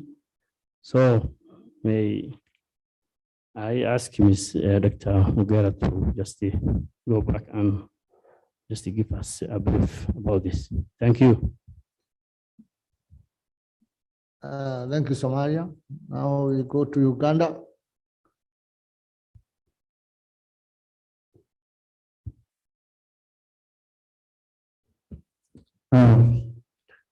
I want to thank the presenter from Audanepad for the good presentation that he has made. I also want to thank Audanepad, for their contribution in preparing projects. As Uganda, we have benefited, but my concern is on the speed at which we are preparing these projects. You will note from presentations yesterday, one of the presenters mentioned that Africa, we are just taking off, meaning that some other people have left us. So we need to take off at a very high speed so that we can catch up with those who have left us. And in that regard, the speed at which these projects are prepared, I think we need to work on mechanisms how we can fast track them. And I would request Audanepad that they put in place measures where they involve to package these projects and prepare feasibility studies to help us do that exercise much faster. I thank you.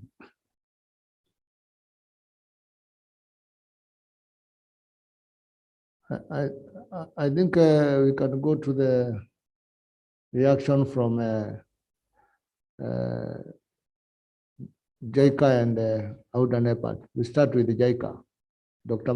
Steve Mogere, the floor is yours. Thank you, Thank you very much. I like the sentiments that have been given regarding the PIDA and the identification. Let me address, yes, a friend from Somalia.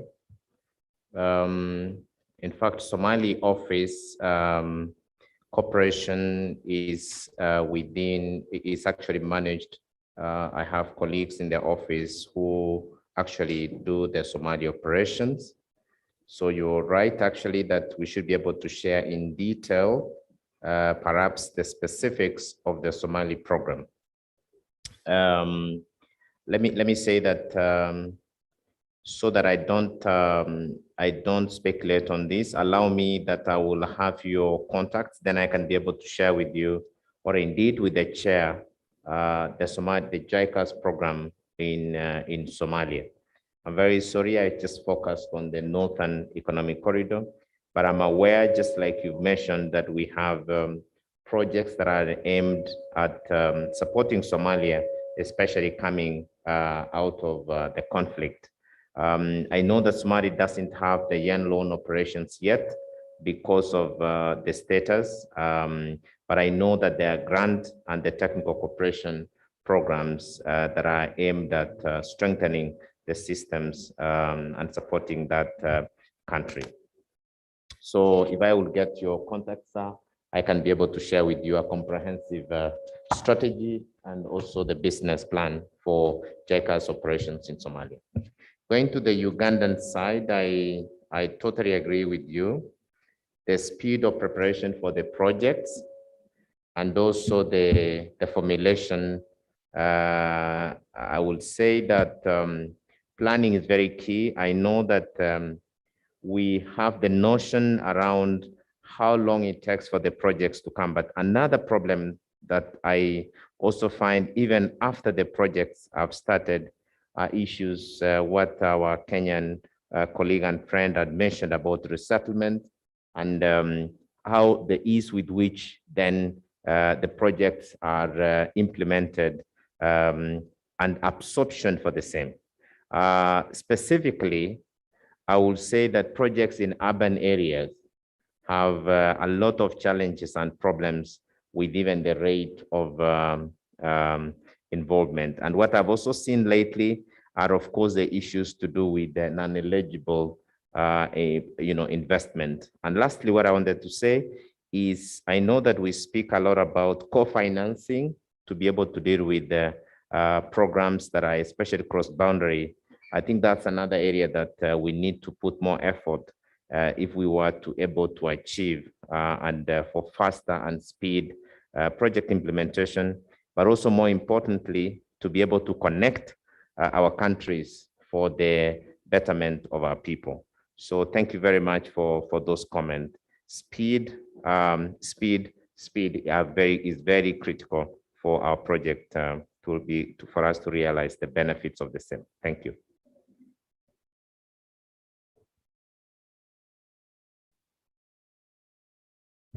We give the floor to Tishi to respond to the issues raised.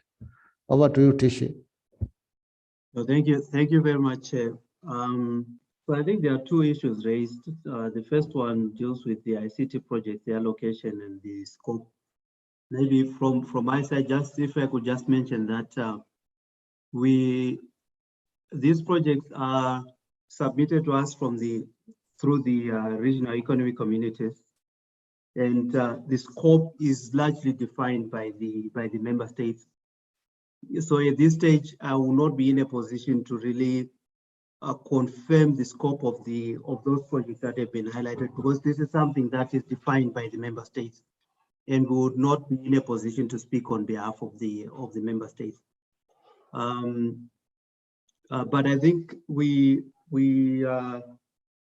tend to be guided by you and the parties involved in the project on the scope and the design.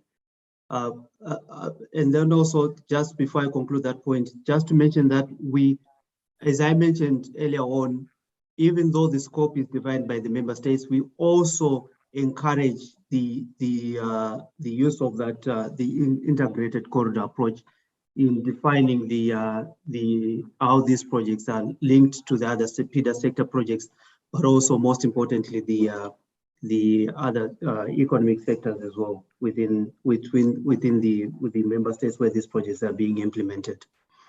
And then the second point was in terms of speeding up the project preparation. Yes, I think that is a very, very critical point, because most of the projects that we are working on have been in the pipeline since a very long time ago. Some date back as far as the 60s, and they've been feasibility studies that have been done before, and now we are updating them. So, but on our part as AUDA, we estimated that so far the project preparation is taking about between 7 to 9 years because of several reasons, really, some of them which are out of our control. But our aim is to bring that back down to about 3 years. And how are we doing that? This is what I explained earlier on, that we are digitalizing the project preparation cycle, systemizing it so that we are, at least we have a project implementation plan that we are working on with from the time we engage with the project, and we agree on that plan with the member state. And then that guide us now with all the activities in terms of mobilizing resources for the project preparation, doing the various project preparation activities on time and according to that plan, so that we try and reduce this the length, that the time that it takes for these projects to reach to be prepared to bankability. And of course, the use of the PIDA quality label, and ensure that all of our efforts during that time are not wasted. And by the time we are done, that project is ready for presentation to the DFIs, and in a way that it will be deemed bankable by the financiers. So we count on the cooperation of the member states to make sure that we all work collectively to speed up this process, in terms of starting from mobilizing resources to the implementation, and making sure that we shorten this project preparation cycle. Thank you, Chair. Over to you. Thank you, Tishi. And then there was the issue question raised by Ethiopia, and I would refer Ethiopia to our project profile booklet, page 31, which gives the specifics of the transboundary submarine fiber POPs and the regional smart hub facility and data center. Actually, this project was fronted by Kenya. We want to have the smart hubs data center in Mombasa, and have POPs at all its border points with the neighboring countries, so as to share the submarine fiber optics at the border with Uganda, at Busia, another POPs at Mandera border with Somalia and Ethiopia, another one at Nadapa border with South Sudan, and the other one at another three with Tanzania, that is at Lunga, Namanga, and Horiri. Then we have Moyale with Ethiopia. So the project booklet has the information on page 31. And then our master plan. And these documents are, the link was shared with all participants in our website. There is the Igad Regional Infrastructure Master Plan. Documents are there, and there's more information on this project. Thank you. Now, we'll be proceeding to the tea break. Before we break we have the breakout sessions. But see, JICA wants to give some to have some intervention. So JICA, the floor is yours before I close this session. Thank you. Thank you. I just wanted to have some intervention over and above what my colleague from the PIDA have mentioned on NEPA, that some suggestion, what we see, how we can be able to reduce the project preparation period. Indeed, we as JICA have, of course, received a lot of beating sometimes on this, that we take quite a long time to prepare projects.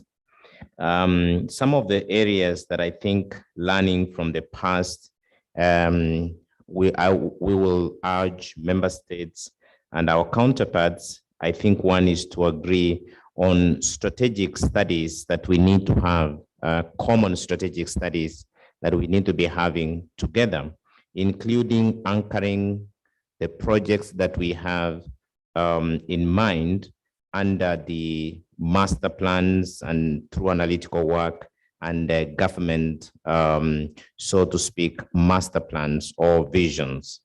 If we are able to anchor these, I know that every development partner, including JICA, and indeed even the multilaterals that the World Bank and the African Development Bank will do our country strategy every 5 years. And I think this, like, we can always have that as a cycle with the governments that are come in after every elections.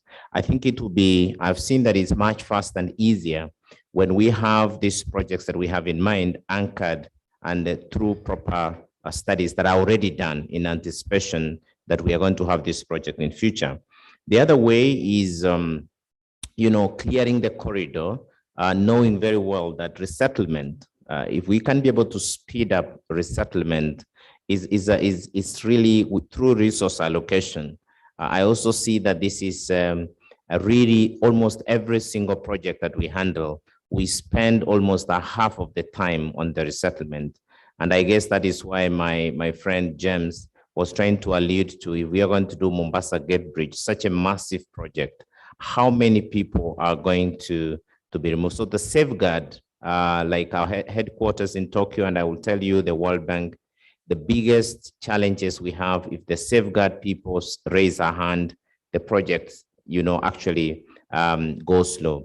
There is one more criteria that is now coming under the OECD, that it's not just about maybe that one project that JICA is doing, but there is now another extra evaluation criteria that has been introduced, which is coherence, like meaning how well is your one project that you're doing related with the other projects that are being implemented by either our partner states or indeed other development partners. So that is also aimed at how we can be able to link. The fourth point that I wanted to say is the allocation of resources, anticipating that we are going to have programs ahead and long-term planning. I think it's important and critical that we have these, project implementation teams that are actually working already and that are structured linking within the ministries and the execution agencies. I've seen that when we have very good working relations and establishing these structures, the projects move faster. And lastly, the area that I tried to mention about co-financing approaches. This is really an area we need to work together, especially the REX and even Igad, that your master plans speaking to the country master plans, areas of procurement processes. And I have in mind some of the projects that we are preparing right now that are under the PPPs. They take too long to come into fruition because we cannot reach financial closure very easily because of the differences in terms of the development partners, procurement processes, safeguard approaches, and those projects normally take even longer than the ones for government. What I think perhaps we should be able to employ ourselves is to continuously discuss amongst ourselves to be able to start having convergence on how we approach the co-financing projects, and especially on the private, the PPP projects. We have not a very good experience, but by now, I think as, like, especially for speaking for Kenya, we have had the PPP unit for some time. There are lessons that we have learned, and I expected that now we could be able to see projects being implemented much more faster than before. But agreements and arrangements around how the private sector and the public sector come together to achieve on a particular project, I think they are very critical areas that we need to have a conversation going forward. Thank you so much, Chair, for giving me this chance to also come back to give my or our kind of closing remarks on this. Thank you so much, and we look forward to more cooperations. Yes, AFDB. Giving the floor to Engineer Wakendo from African Development Bank. The floor is yours, Engineer Wakendo. Thank you and good morning, and thank you for the opportunity. I didn't want to talk, but I want to compliment what Dr. Mongere from JICA has said. First of all, projects take time, and we must appreciate that. For instance, the project that is implementing the gateway, I believe that's we're talking about the Likoni Bridge, which is to replace the Likoni Ferry. Those projects were identified by ourselves in 2009 as part of the Arusha-Namanga River Road project, which is connecting Kenya and Tanzania across Namanga with a one-stop border post there. And at the time when we identified the need to connect Malindi with the Bagamoyo, actually Dar es Salaam, the idea was tourism, to open up the area to tourism from Malindi all the way to Dar es Salaam. At the same time, we wanted also to open up and connect the Kilimanjaro Arusha area, which is very rich in tourism, to the Voi, Taveta, Savo area, which is also very rich in tourism, and to connect it to Mombasa. So we proposed at that time in 2009 to design, to fund the design of Arusha to Voi and Malindi to Bagamoyo, which meant crossing the ferry. And the designs were done, and the implementation has been done on some sections. At least now we have connected Mombasa to Arusha through Voi, which means the imports of northern Tanzania now need not come from Dar es Salaam, but they can pass through a very good paved road, which is shorter. At the same time, now tourists can actually travel by road from Nairobi through to Arusha and back to Voi and to Mombasa. And now, with the projects that we're implementing on the Malindi to Bagamoyo line, we have two already, and we are cooperating with the JICA. That's the one he's talking about. We are cooperating with the JICA in a co-financing mechanism in Kenya, but in Tanzania, it's a bank project. We are doing about 150 kilometers. Construction has already, the procurement is finished. Construction will start any moment now.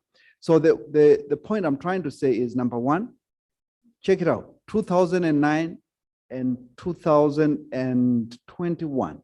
So there's almost 12 years.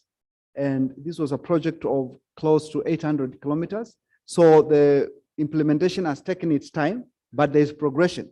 The first key thing that happened was the initiation of the idea and the design of the project, so that if somebody comes up with money, there is some documentation which is ready because the detailed design was done. So if there's a project that is late and has not been identified and has not been designed, the time to do it is now, so that we have time to look for funding when it is ready.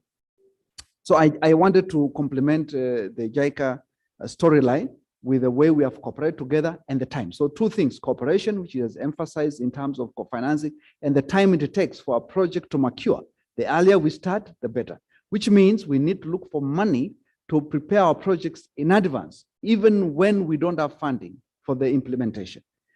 The other comment, this is a question to NEPAD, and excuse me for taking you back if you don't mind, Mr. Tichi. Big plans. How are we, what is our plan? What is your plan as AU?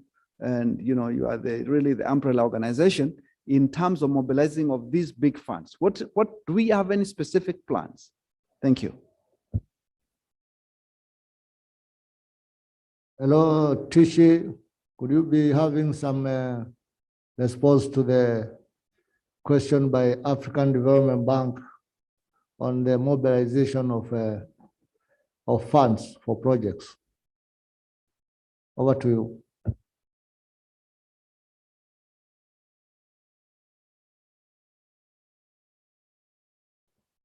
Tishi, are you with us, or seems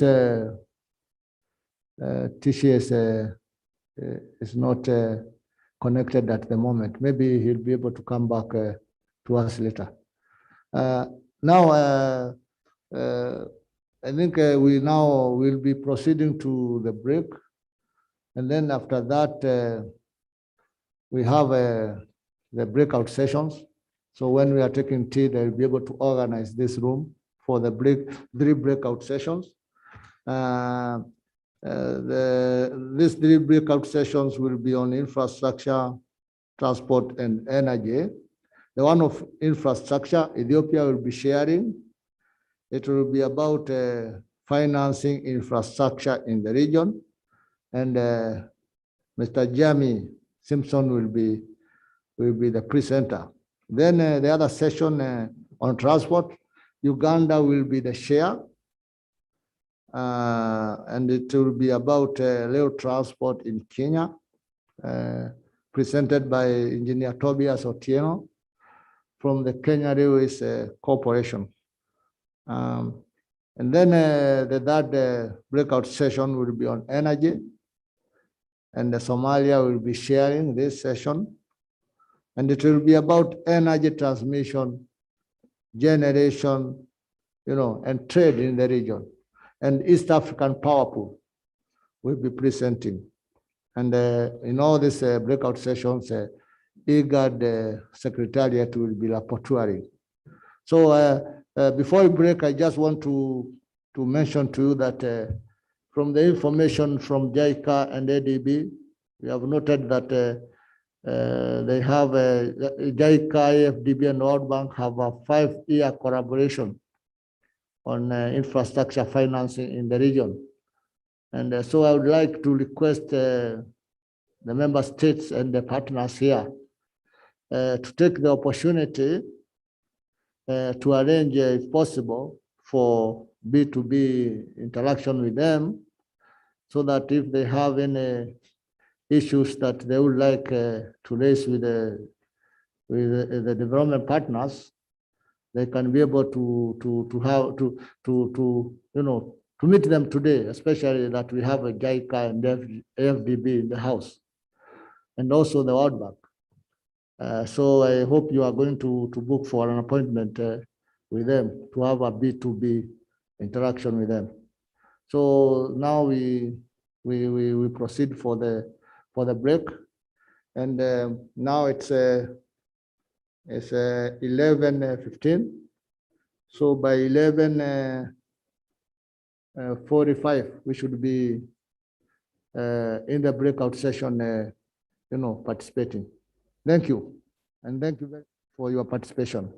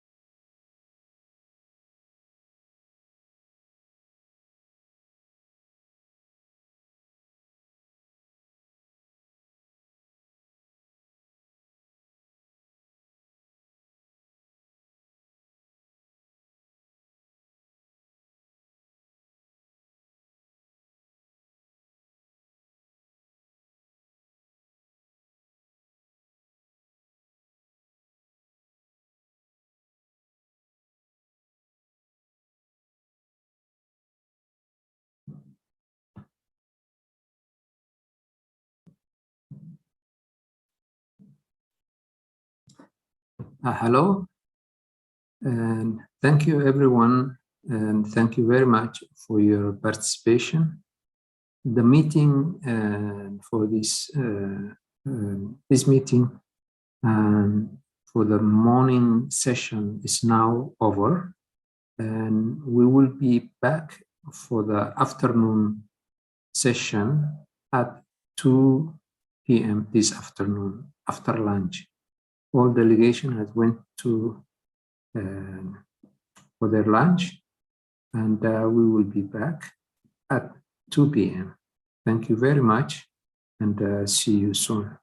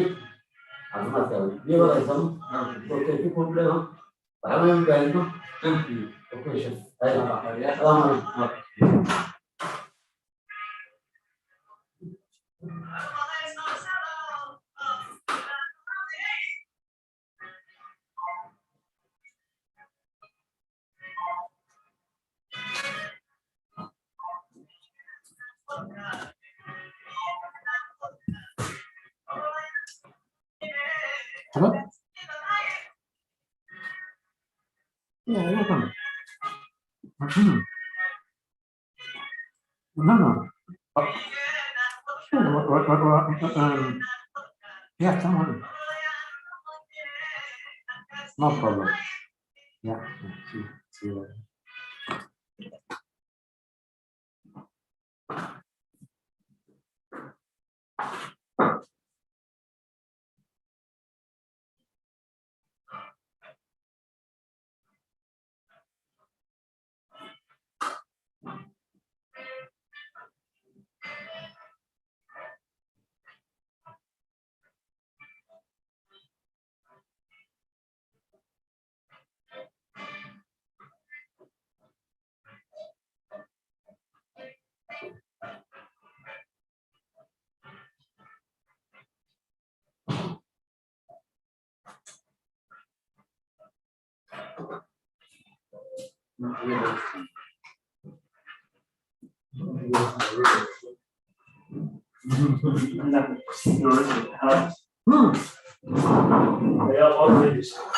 Yeah.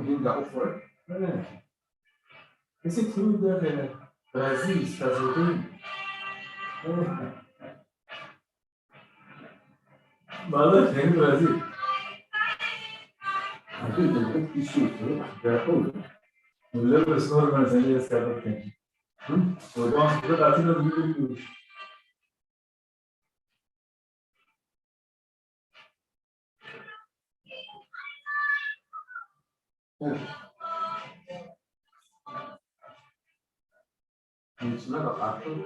Yeah. It's not an apple.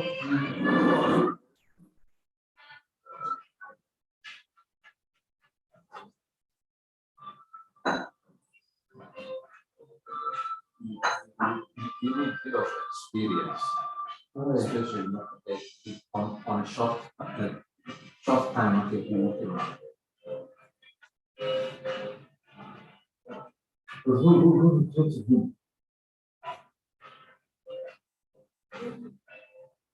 And it's school office, I'm not going to wish you. Yeah, it's bad. Okay.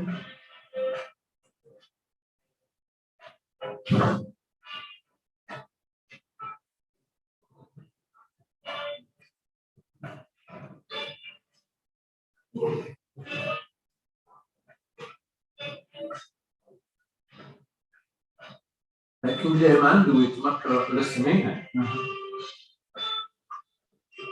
الصحة دارا صادق. إيه. يا. إذا في الناس قبل الفريق. على كل الصحة دارا وصادق. قليل. That means the أول Now, all you have you can be. And who is making the selection? Actually, recruitment. Recruitment. There is instruction. Whether this match will come from there.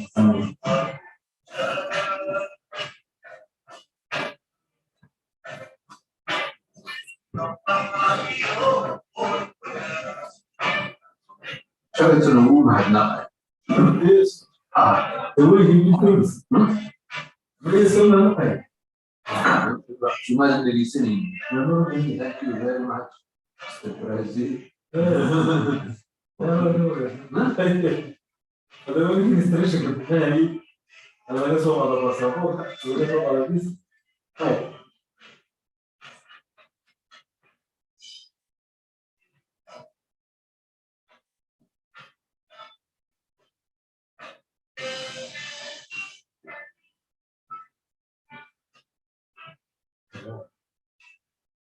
I don't know if you have any strategies. Oh. Come on. Brazil. Yeah. I don't know myself. I don't know.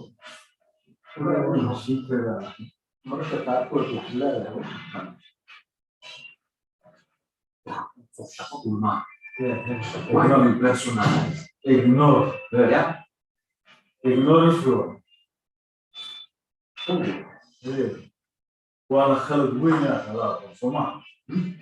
أنا بدون تصحى هو خالد. سمع. أتحضر بس هو مسلم. أتحضر. أصلاً كسوق قبل إني خالد كشتور. أنا هو قبل.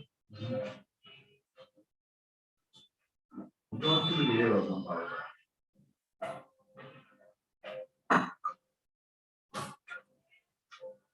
It was so good to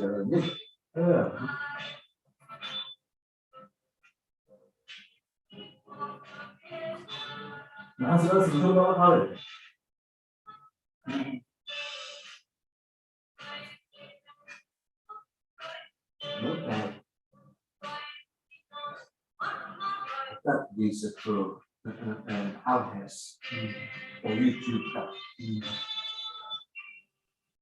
That's what has become a high CDC. You don't need enough out of كانوا حيثوا اللي سنة وانجح ليس سوء الشيطان كان صوت قال والله كان ضرنا في السود اللي سنة هاي نضرب ما أنا قررنا نضرب في السود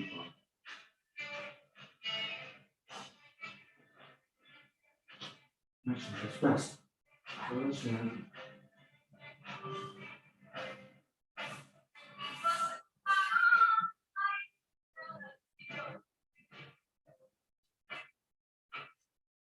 Tomorrow it's out.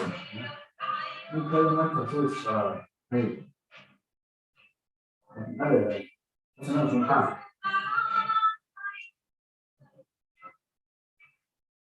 Vamos a bullshit. No bullshit. Hey.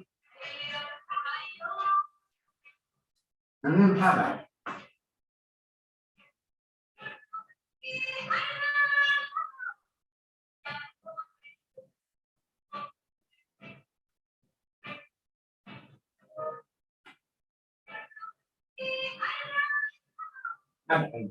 yeah. So, yeah. No bullshit. I think this is not. Never to the coach ever.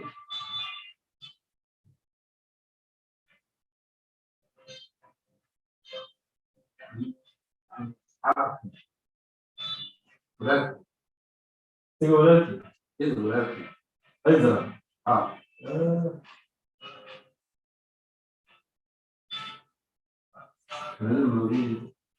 إيه طبعا هذا روح مكتوب في الدندوري إيه الدندوري ينقل أنا موصل إلى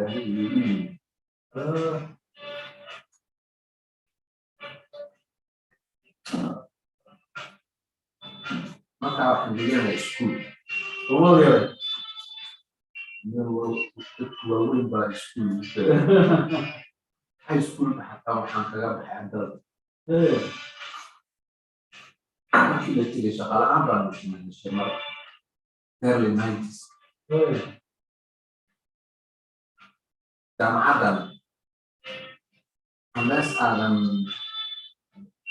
happy facing high school diploma لا أقوسي اللي هي حكم أورانيس هو كنا high school بانكال سنة كم 92 91 92 بانكال Università Bachelor di Somalia e MBA di Siga. E loro dico lei MBA come MBA. Focus on management and accounting. Allora how are you? Allora how are you MBA? Allora how are you Bachelor? Optional is in PhD semester. I think you are going to master. تعالوا والله يا لكن ما زهقت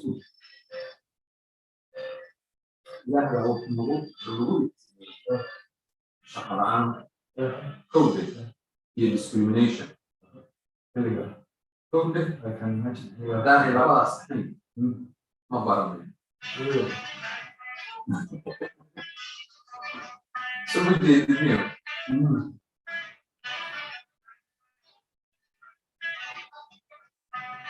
ما تحاول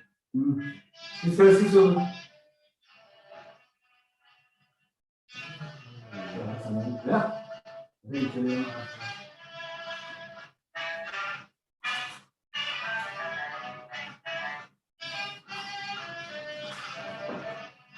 يا خلون شو وهذا حلولتني بالنسبة لأخذ درستين هي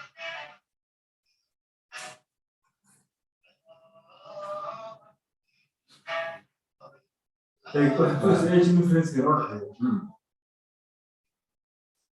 لما تسوق على حصر وراها هو الكنيسة وايد كان كله نكتب سمايا بدون والي ولا مين ولا حاجة porque io non è che mi giro fuori, no? Corre, ecco su corre sempre, va e tu devi prendere vuoi per quello che l'aria sta ma ماشي هو يسمى حالي ماشي هو على او hampir kayak sangat kudu itu kan bahasa ibu mana kita apa tidak disuruh maka kata ini begitu lalu our entertainment to the point why orang bisa kasih Sumbangan, ya, sumbangan. Lagi ni tulis kan? Wahai, awas bro. Kalau ni kita tu space ni harga sama. Kalau kita nak, nanti tu ni harga kita tu. Kalau lagi, orang tak, kalau tu bilang apa kena anda. Orang tak, kita. Bagi kita nak sesuatu kita perlu. كيس حاجة بجو الحقيقة لا تقول كوة شو كذا أنا بقول كنت تبغى تبغى فيك ما تبغى واحد marka wax laga dhigo occasionally inay ku timaado waalid isu timaado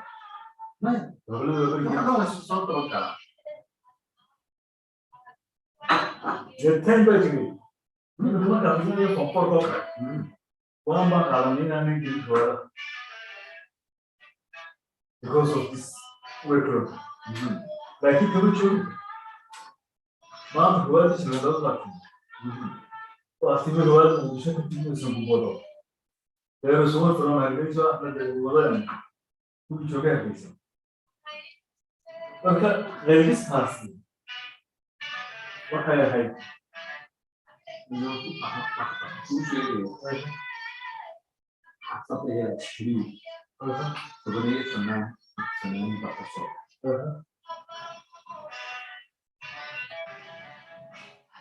محمد باري. مثل هو أبوان بوما يوسف محمد مولي يس يوسف يرى يوسف يرى يا يوسف يرى بس يوسف يرى هو اسمه حافظ بان سامو بارتنيكا يوسف يرى هو كلها تيرو منك هو درم بوا هي سامو بارت يوسف يرى هو يتناول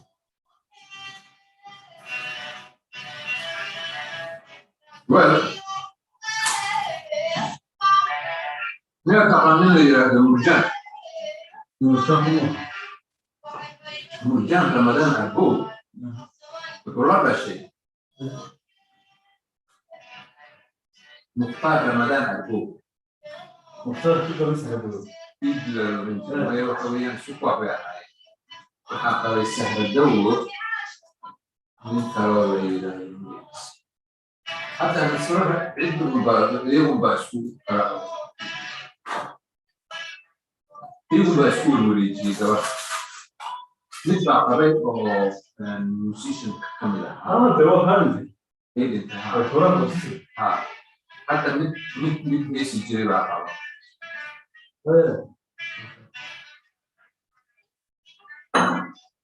لا واقع كان Pure. أنا مباقى بحصل. أنا كنا.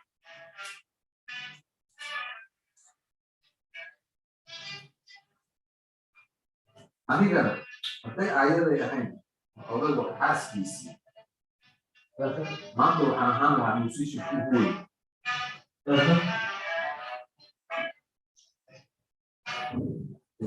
ساسا pure tasso mosso attaccato.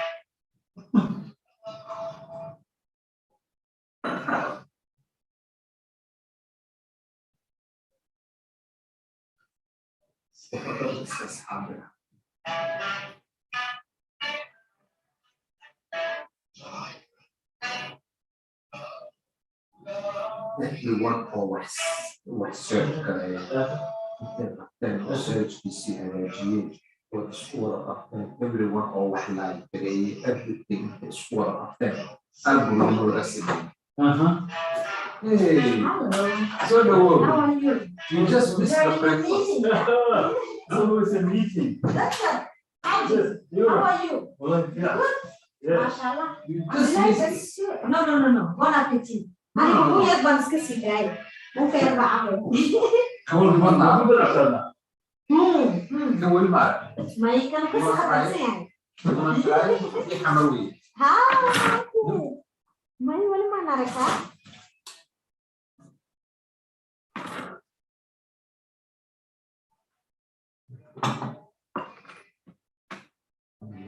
Haji, that is good to find you here. Have you seen my email? Yeah, seen. We need to mobilize personnel. Okay. I am also bringing so they can attend that training. Thank you very much. For maritime security. For maritime security. People to attend that one day. Yeah. Thank you very much.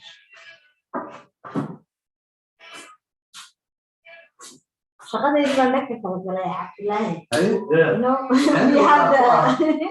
We have to organize one day in January. You have to hustle. Yeah.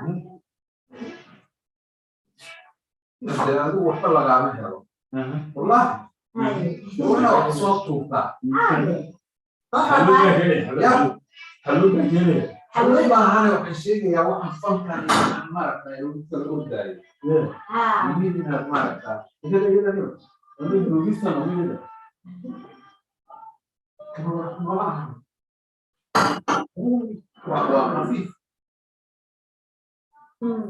ما تقول ما تصفي وانجلوي we still have time لكن صعب وين صعب It's just by myself for the time being. Okay. مشروع له ولا خير. مشروع له وكذا وهي متى جزء كل شغل مثلاً وهلا حلول الملاهي يمكن إلى لا بقى اوكي كمان رابطة exactly هذه ما مرة تقول مثلاً you can send maybe some people ما which one oh Daud ألوان exactly هيا Daud دي ما نيجي صور قرا yes and I copy them as well because متى American كاتب عن سنون دكتور كاتب شوي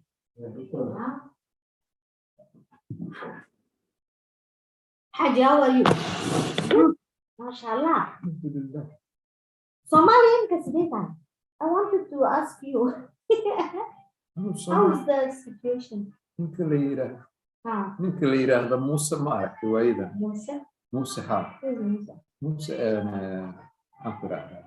finance موسى small موسى yes because we have two موسى yes اسماعيل تيجي بيلبو تيجي تيجي قلمود ميل اللي يراه ما شاء الله formation يا أخي كنا عادنا أن حفظتي هو كذا كنا عادنا وقدولي سا كنا على صوتك مي شكويا يا أحمد ما هو هيك محل بالله ريزن لا يوم أنا ما كنت بس والله شايف كتير بس كده حفيز كي نسابي وبحبودي سا أنت نوعا حبت أنا لبو فيه رتا حفيز سيدا إني مرة نقول لبو فيه ما في عما ويكندا when we are out إنك حنقول دونا email to general service board chief ما ركتا والله هذه مقدشة مدة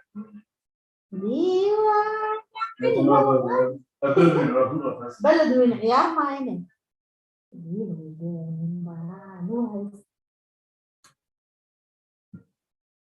ايش على هالسنين من باجرة هذا موقع هي تأسي وقاعدة حسن هذا لكن كان لما يقعني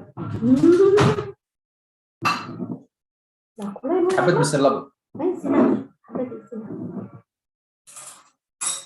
ما تش قلت ولا هذا مو صوتهم تامو أول بداية markuu qofku ku yimaado yiraahdo sokor iika hadday halkan meelahan taalo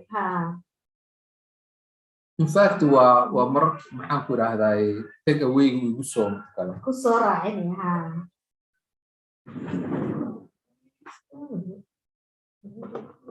استاذ بيجي صبح هنا سوق الجميتي هاي هذه هو سيمسي سوري ما شاء الله لكن ايش على هالسوية يعني لا ويقصرون بعدين ويهيدوا ما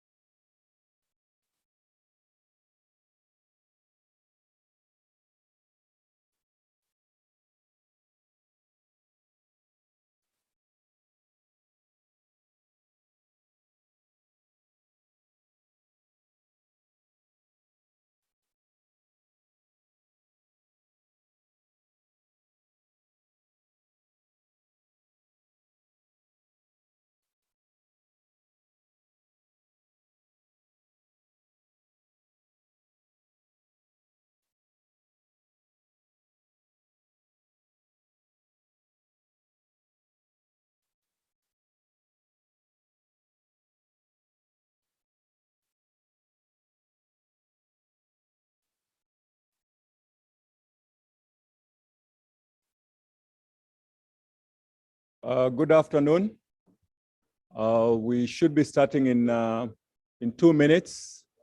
2 minutes. So I would request that you take your seats as we line up the presentation that we're about to have.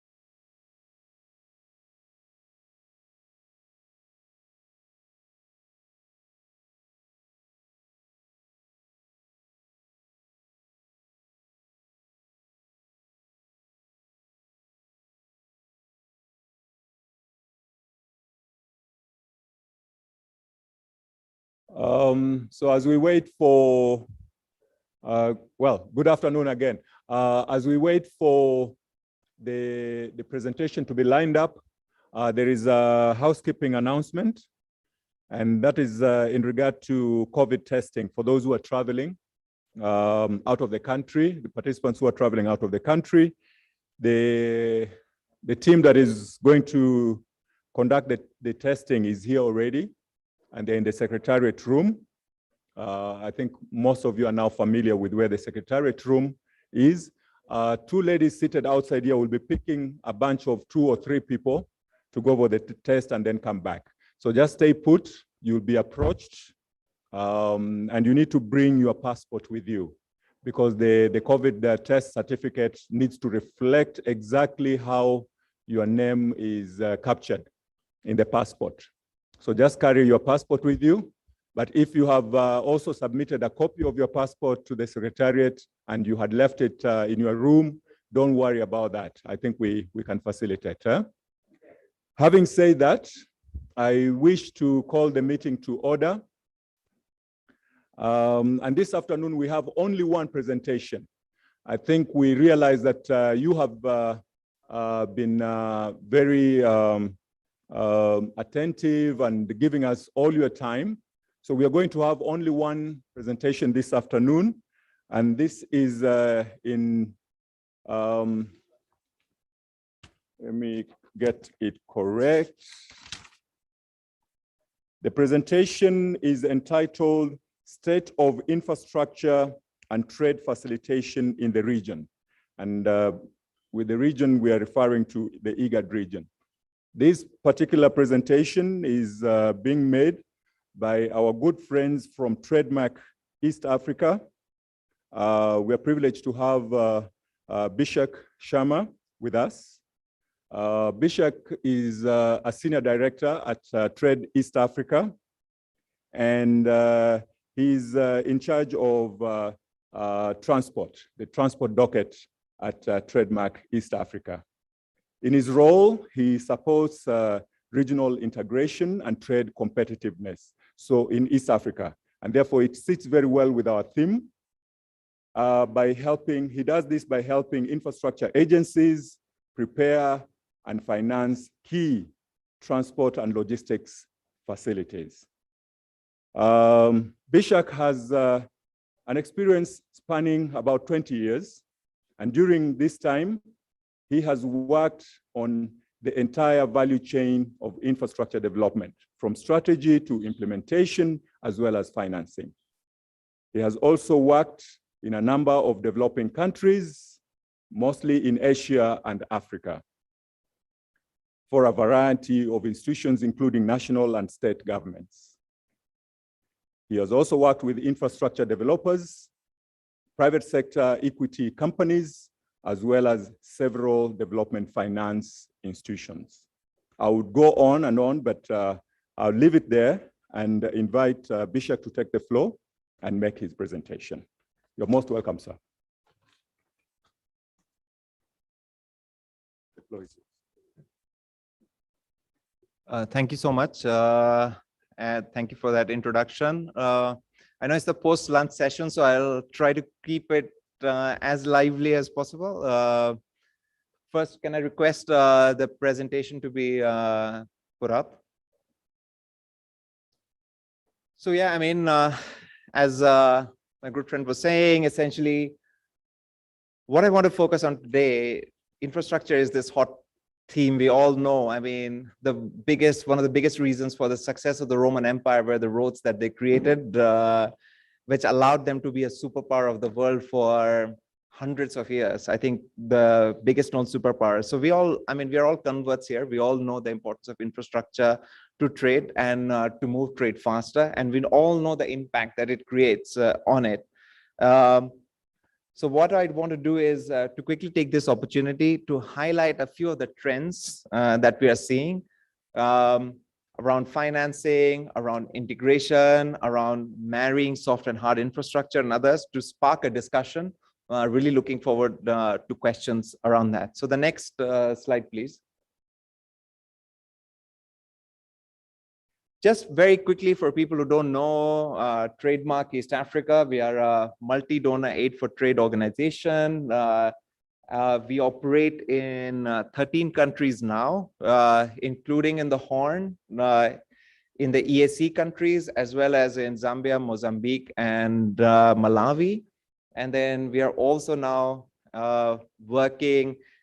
starting to work in West Africa with the AFCFTA Secretariat on various projects. And there we have a new partnership with FDB, and that's where we are going to be looking at doing some of the work in the future. We work with governments, we work with the RECs in our region. We are closely working with Igad, for example, on what we call the Safe Trade Project, essentially a COVID responsiveness project.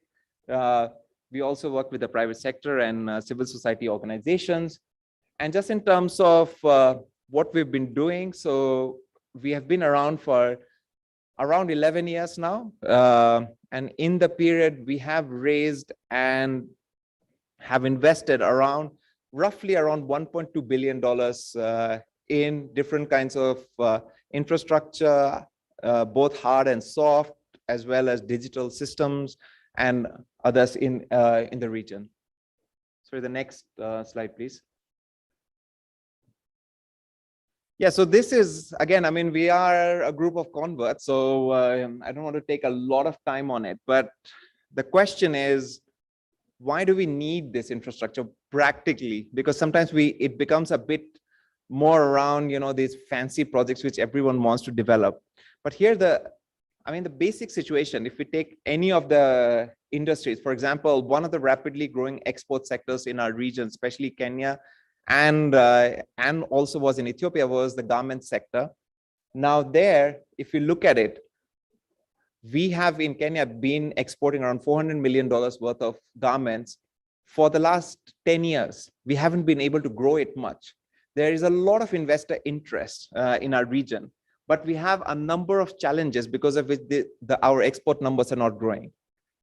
We have very expensive industrial spaces and warehousing space in our region. So if you are, there's so many players from, let's say, Sri Lanka or India or others who want to come and establish facilities here because of the AGOA law, which allows us to export duty-free to the US. However, you don't have the facilities for them to come and put up their factories.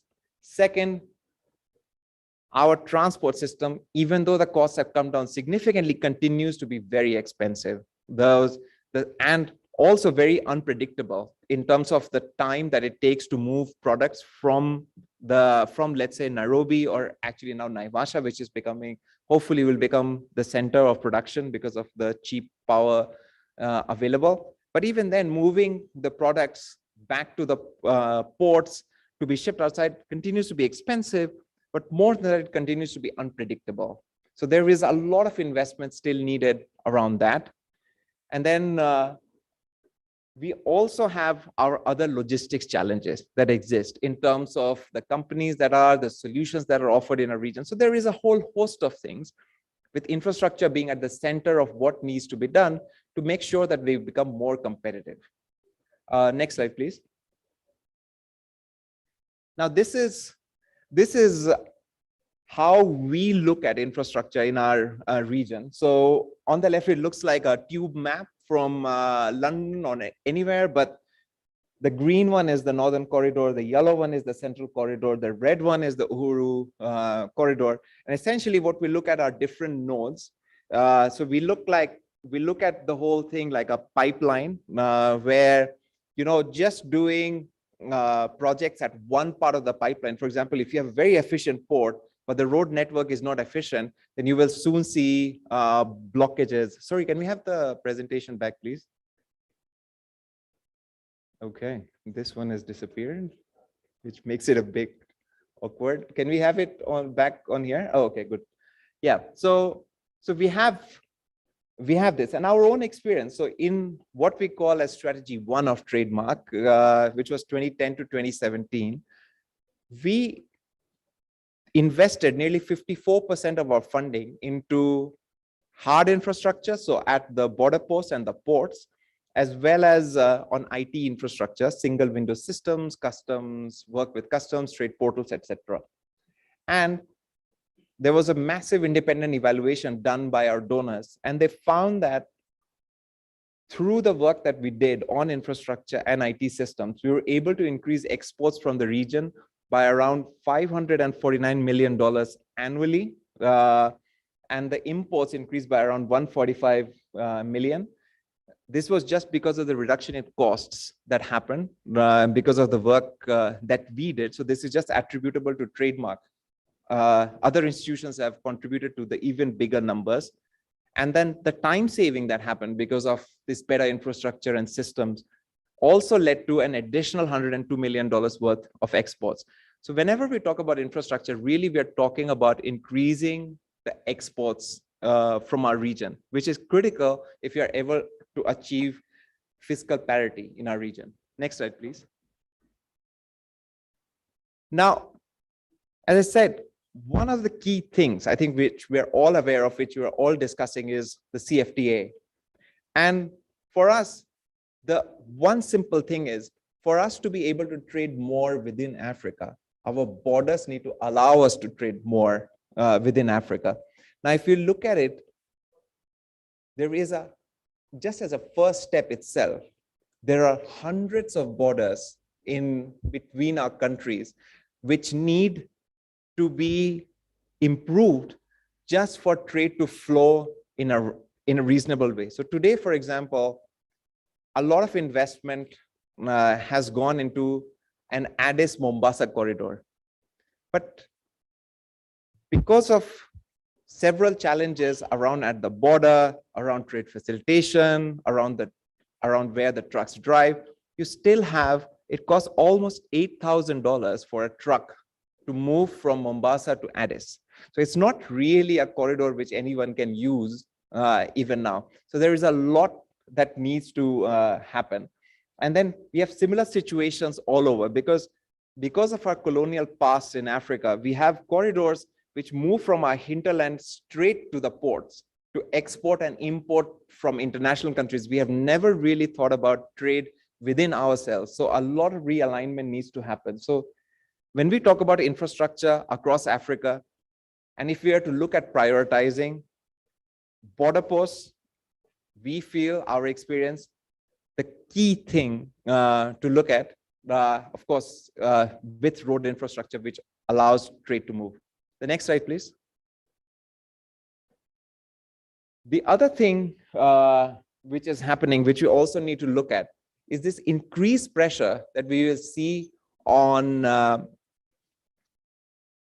reducing greenhouse emissions on our corridor.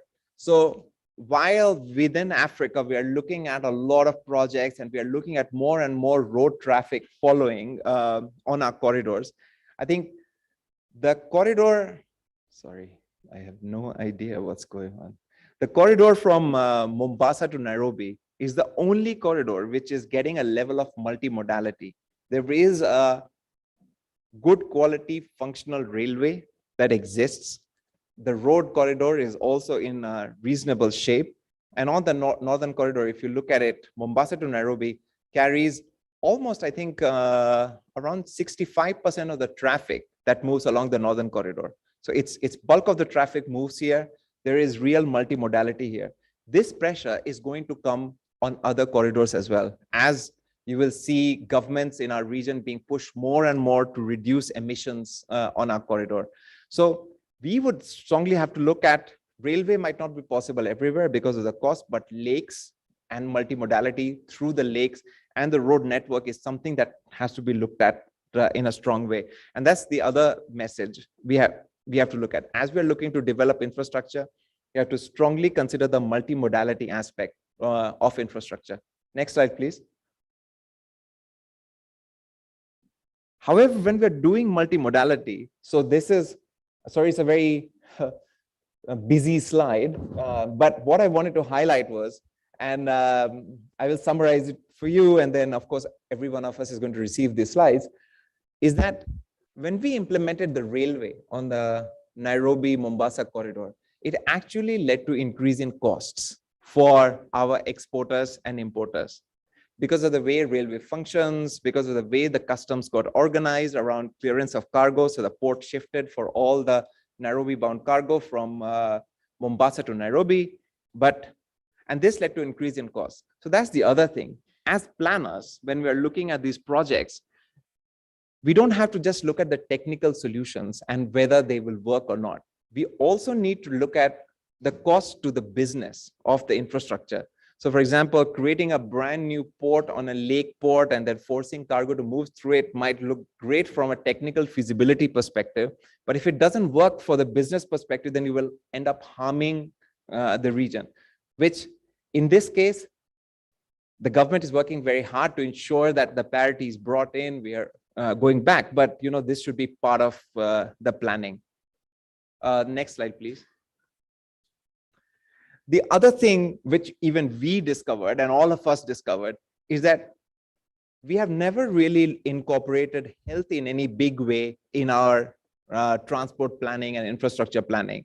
But COVID-19 very quickly showed us that no matter what the infrastructure is, if you don't have contingency plans around these emergencies, then the situation, like this is a famous photo. I mean, we have all seen these multi-kilometer lines. We saw on our border post transit times shot up on most of the border posts that they were in. So the other thing is, I think we all need to consider Ministry of Health as a key partner in some of our projects. Even for us, this was a big learning, and we realized we just did not know anyone there.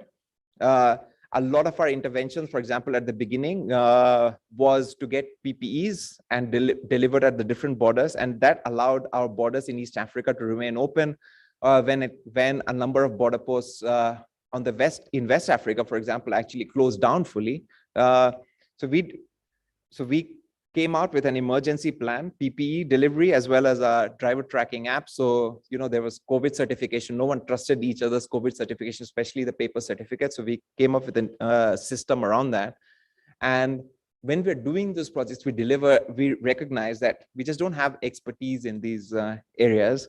And, we had to forge brand new partnerships, which take time. So that's another thing. When we're looking at infrastructure, we have to plan for these health emergencies and how they might impact, because countries tend to close down very quickly around these emergencies. Next slide, please. Okay. Now, the other thing we need to look at is the funding for infrastructure. I was having an interesting conversation at lunch that a lot of funding for infrastructure is available, but our own experience is that given the size of infrastructure deficit that there is, and the fact that with COVID, both government finances have been hit as well as donor finances because of issues in their own home countries have been hit, we suddenly find a situation where there is much less funding available for infrastructure, especially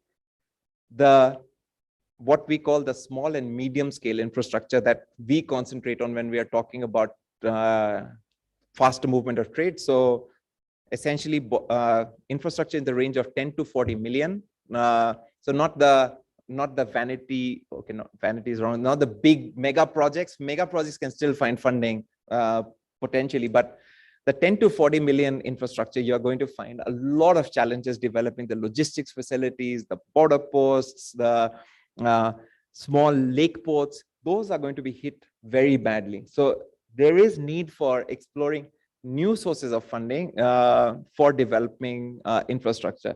And in this case, I mean, next slide, please. The next, we need to think broader. So one is that on infrastructure, sometimes, I mean, even within me and my team, we sometimes tend to become very focused on the infrastructure itself and not really doing the kind of system-wide initiative that is required around infrastructure. So this is something that we did, the Mombasa Port Community Charter, lots of signatories, 52 different signatories that make up the Mombasa Port system. And the performance of each one of them decides how well your infrastructure is going to operate. So any improvement that you do, let's say on the port side, for example, can be very easily defeated by, let's say, a new regulatory agency doing more checks, or the dock workers not performing to the adequate productivity level. So it's very important that the whole system is brought on board and continuously analyzed. So we have a dashboard which looks at the performance by each of these institutions, and there is a forum in which these can be discussed and debated around it. Yes, it doesn't work perfectly, but at least the idea is to recognize that the huge number of institutions that need to work together to make the system more efficient. Next slide, please. So for example, as I was saying, you can have a very efficient infrastructure, but if you look at it, this is for Mombasa Port. We did a very detailed study on the time for each function that happens at the port. And we found that the time that was being taken for documentation was so high that everything else that you could do, so you could invest another $100 million at the port and nothing would improve in terms of the time taken at the port, because the bottleneck was not on the infrastructure side. The bottleneck was somewhere else. Now, for example, here on the second slide, for example, you can see why integrating other stakeholders is important. The box there, a lot of the container dwell time that was happening at the port of Mombasa had nothing to do with the infrastructure itself. If the infrastructure was good enough to turn around the truck at half the time it was taking at the port of Mombasa, but the other entities and agencies and their antiquated processes were leading to the delays. So sometimes an examination of the system is important to first come to the real pain point and not just go for the infrastructure itself. Next slide, please. Then this is the other thing, also on infrastructure. Sometimes when we look at infrastructure, we have very set mindsets around who is going to be the developer of these infrastructure, mostly within the purview of the government. The operator is the government. And what we find is that we end up with infrastructure created, but not performing to their optimal levels. Now, this is, for example, a diagram which shows how we can look at infrastructure and split it across its various functions to see who best operates which part of the infrastructure to make it most efficient. For example, there are lots of countries where you see the track itself for the railway is constructed and operated by the government because it has the nature of a monopoly. The trains that run on it, they are timetabled. So the engine is run by a government operator, but the wagons are all for a private company. So for example, Bolloré could have the 9 a.m. container train from Mombasa port to Nairobi. Now, then what happens is Bolloré goes and looks for the cargo and fills up the train. This exercise is something where governments are not very good at. Marketing of the facilities, because what Bolloré can offer is the end-to-end transportation of your cargo from the time it arrives at the port to your warehouse and using its 9 a.m. slot or some other service.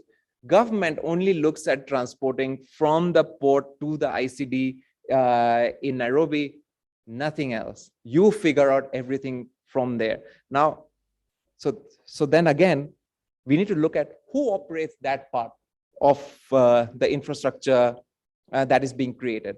Then the third part is there are ancillary facilities you need to operate. So the Nairobi ICD, right now we have this one place to operate the containers from. There are many places where there are a number of private sidings that are there for the operation built by the private sector for specific kind of cargo handling. Here in Nairobi, for example, we bought a number of wagons for carrying grains and cement, which are these two other major cargo that arrive to Nairobi. But we just never built the handling facilities for these cargos. So these have continued to travel by road, even though the track has the capacity, we just don't have the facility.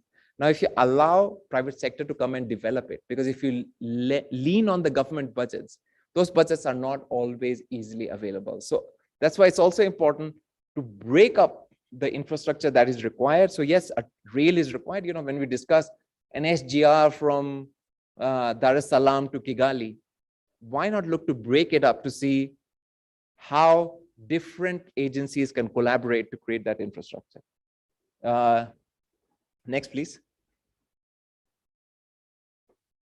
Another one is to look at innovative financing. I think for far too long, we have looked at infrastructure as something where governments or donors or some other agency puts in the money, the infrastructure is created, it's run by a government institution, and usually there are few or little user fees. Now, this is a facility that we are doing in Uganda. We have done a similar facility in Rwanda, a logistics facility.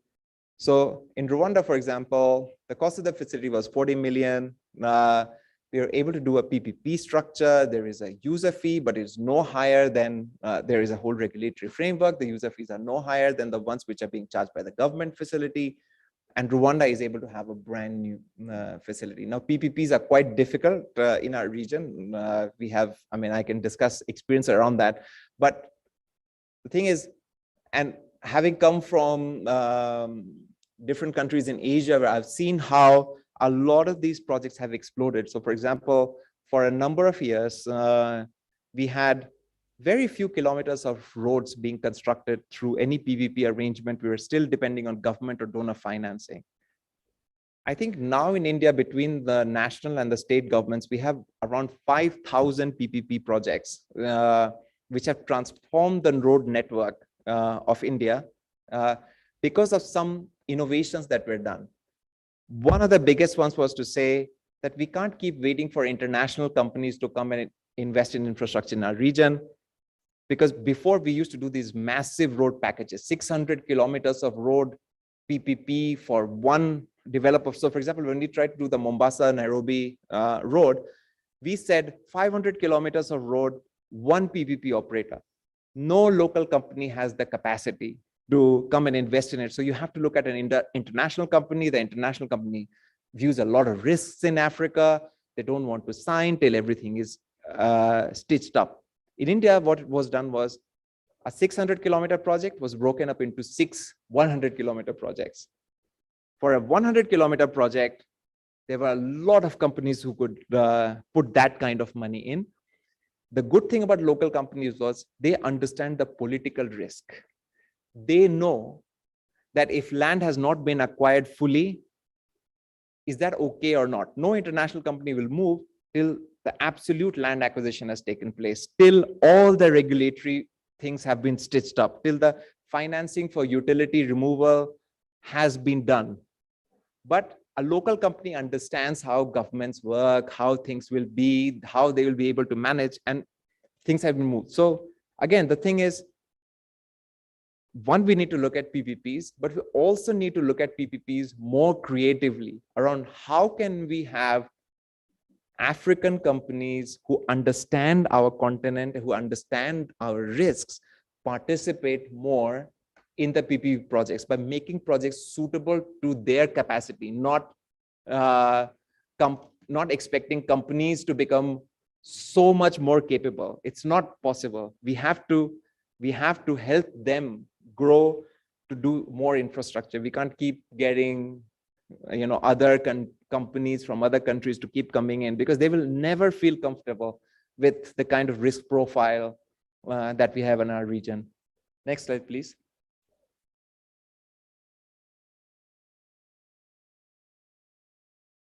Yeah, then the other thing, and this we were discussing, was sometimes we also need to look at, when we are looking at financing, we also need to look at some other mechanisms of financing. For example, our governments have a lot of value locked in real estate, massive real estate portfolios that we have, but very little thought on how to monetize them for financing. For example, Kenya Railways owns enormous real estate in Kenya. And there are so many innovative models. For example, all of the metro in Hong Kong, the MTR system, is built entirely from real estate development that that Metro Rail Corporation does. So any rail that is constructed there in Hong Kong is not through any government financing that comes to them. Instead, they have the right to construct certain apartment buildings, certain shopping malls, and the money from there flows into financing of the core infrastructure that is done. So again, that's something we need to look at. Final slide, please. The next one, please. Yeah. And within trademark itself, I think we are also now looking to, and I can talk more about that in questions if you have, but essentially, we are ourselves looking to move away from this whole donor model and donor government interaction model, where we construct a project, is free of cost to the government and is delivered, to a commercial approach to infrastructure creation. We're looking to set up a subsidiary company, hopefully to be operational by early next year, where we'll be doing some of these infrastructure projects on a project finance basis. So not really relying on the already stretched government budgets, but really based on possible user fees. For example, one of the border posts that we're looking to do, the infrastructure that is needed at the border post needs around $15 to $17 million of funding. The traffic at the border post is around 800 trucks a day. Now, we have been looking for donor financing for that border for the last 3 years. Not too much success. Government's own capacity to invest in it is not there. However, if we construct that $17 million worth of infrastructure, the time taken to cross the border comes from right now it is around 32 hours. It'll come down by over 20 hours. Now, the loan that is required from a DFI for that, if that 17 million was to be financed for a tenure of, let's say, 10 years, through a DFI, the user fee that would be required to fund that infrastructure is only of the range of $20 to $25 per trip for a truck.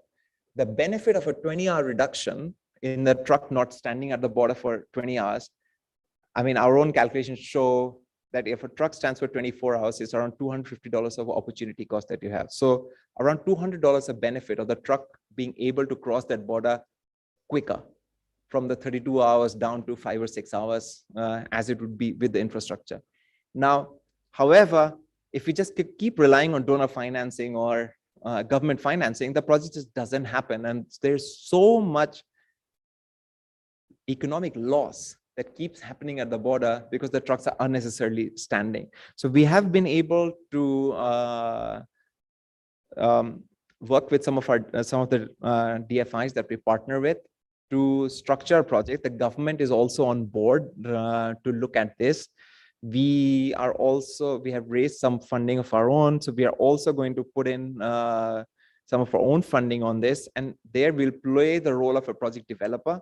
So really, till now, what we do is we conceptualize projects, we prepare them, and we support their construction and then hand over to the government. Here, we will move from till the construction stage to also incorporating the operation stage, where we look to maintain some of the infrastructure that we create, while the revenue authority will continue to operate the border as they have always done and own the assets. So I think this is something that we are looking to try out as a few models. But if this were, and this not just for border posts, but we are also doing a number of things, agro-logistics facilities, digital infrastructure facilities, everywhere where user fee can be charged. Equipment leasing is another one that we're looking at as a part of this entity.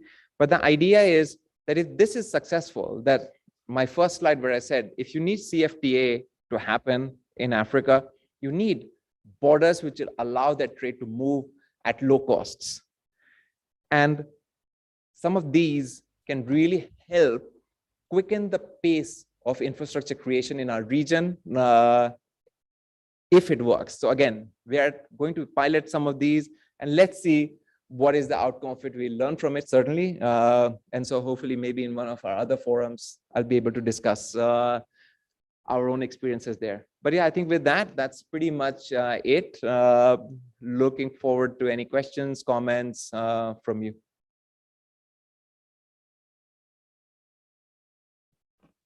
Thank you very much, Abhishek from Trademark East Africa, for that presentation. And now we would like to get to the floor and have the participants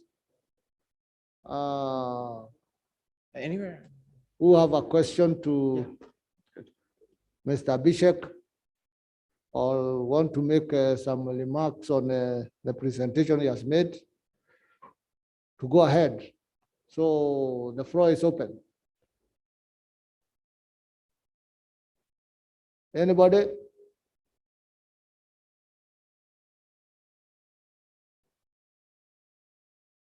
Okay, we have Sudan. The floor is yours. Okay, thank you very much. I have just one question, but I don't know whether this is the right place to ask it. Because that we find that Sudan is not included in the list of countries in which Trademark East Africa is operating. Maybe this has to be, to be related to the fact that we used to have some strains in our relations with some members of the international community during, when the Trademark East Africa was established. Now my question is, do you think that what are the real obstacles on the fact that Sudan is not included in the countries which are covered by Trademark East Africa? Thank you very much. Thank you. Yes, Abhishek, I think once an issue is raised, you immediately respond. Then we go on until we finish. Okay, go on and respond to Sudan. Yeah, thank you, Chair. So, I mean, Trademark East Africa, I mean, we are not like a regional economic cooperation entity. I mean, it's a small aid for trade organization, and we literally are moving on our mandate. So we had something which we call the good neighbor policy. So we started in the EAC, and then we moved on to countries which had a border with the EAC. So I think it's at one level, it's Sudan would be one of the natural steps. It also depends on our donors and how they're looking at the countries. So if we find donor interest, then absolutely that's one of the areas that we would like to look at. I think in a very small way for the project that we're doing with the EU and Igad, which is around safe trade, we are looking at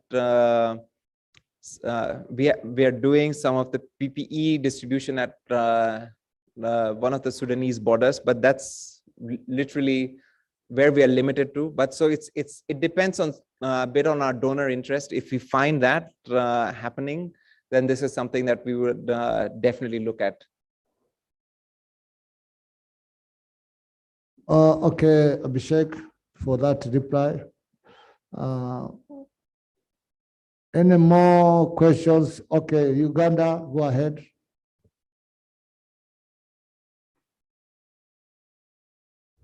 Thank you very much, Abhishek, for your presentation. He has touched on a couple of things, especially on the alternatives of funding and some of the challenges with the PPPs in the region. I would like to echo on issues of alternative financing and the way we still do things. Of course, in our region, originally infrastructure is financed by public finance. And that is the model that we have in financing infrastructure. But we are trying to find out how we can leverage the private sector into the financing of infrastructure. And he has talked about the vertical separation and horizontal separation in terms of running of the infrastructure, which is something that has to come when the environment is not business as usual. Some of these concepts, you cannot bring them when you have not restructured, when you have not done reforms in terms of the way government does things. We are still in the traditional model of doing things. And then we want to bring in new concepts without restructuring the way we do things. That may have challenges to work. It cannot work. There must be a different arrangement. And that is agreed that after undertaking these reforms of vertical separation or horizontal separations, that's when you can now find that the private sector is in the right place, the right playing field. We have tried concessions in the past with the same traditional way of doing things. They never succeeded. Instead, the private sector just ran down the whole of the infrastructure. And from there, government raised red flags and said, something is wrong. We cannot go along that path of concessions. So now when you try to bring about concessions, they say, no. Those things, they don't work. And yet the environment which we brought it is not palatable. It is not the right environment of doing these things. So maybe the donors must first see how do we make the reforms, how do we restructure the way of doing things so that it is appropriate to bring in these concepts and these models. He has talked about financing, alternative sources of financing. You see, this all goes to how developed is your capital market. You know, when we try to do these things, like you look at bonds, capital bonds, treasury bills, all these things, they work with a very developed and effective capital markets that can trade in bonds, and then you can realize the beauty of the bonds. But with the current markets, if you see the capital markets in the region, maybe it's only Nairobi which can qualify in terms of these bonds and dealing in trading in bonds. And these are the alternative ways and means which we could take on and then mobilize other resources. But as long as our capital markets are still just trying to survive, there's no way you can effectively trade in such bonds, treasury bills, and other alternatives of trying to mobilize long-term financing at concessionary rates to fund infrastructure. Even when you talk about most of these Exim banks, they have a very short period of time. Somebody is telling you 15 years. But infrastructure bond, infrastructure, for you to recoup back your investments, it takes long. It's like 30 to 40 years for you to realize it. And these are the challenges that we need as a region to begin working on. Without a developed capital market, we cannot go far.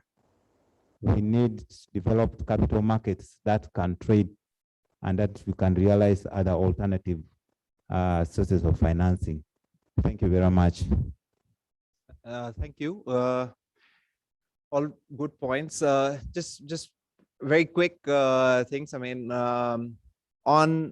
of course, one of the biggest reasons why we need to look at alternative financing is just because government financing and donor financing is not available. So everywhere, wherever we look at it, the model towards PPP or anything else moved only because the other sources of funding dried up. So it's really from necessity. I mean, nobody would prefer one of those models because they are very hard to structure, a lot of stakeholder interaction, government funding, straightforward, you do it. So really it's the need that's pushing, looking at alternative models rather than any desire to look at alternative models. Now, if you look at, so I just want to take on the second point. For example, you said, the capital market is not developed. You're right. But then I've also know that a lot of the pension funds in our region, which have enormous capital, are looking to invest in our region on different projects. Now, you've seen how the housing sector in Uganda, Rwanda have benefited significantly from this funding that is available. Housing is one of the riskiest fundings that any pension fund can do.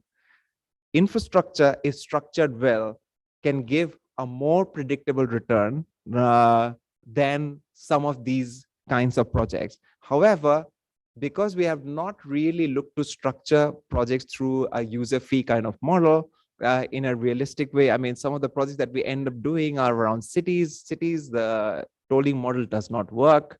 There are lots of evidences. So, I mean, there are a lot of lessons that exist around what works, what doesn't work. I mean, lots of developing countries at similar level of development have tried it. So there's a lot of experience that is there. But in our region, there is long-term funding available through some institutions who, if we can structure projects well, would look to invest. Because I know one of the biggest problems with a lot of the pension funds, there is not enough investable areas available to them.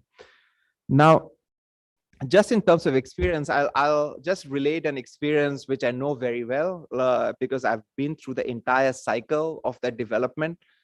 Again, in India, when we started around early 2000s around road development, it took us forever to structure projects. Then we had a few visionary people. Political will was the first thing. Government at that time was very clear that our fiscal space did not allow us to fund infrastructure through government's own funding.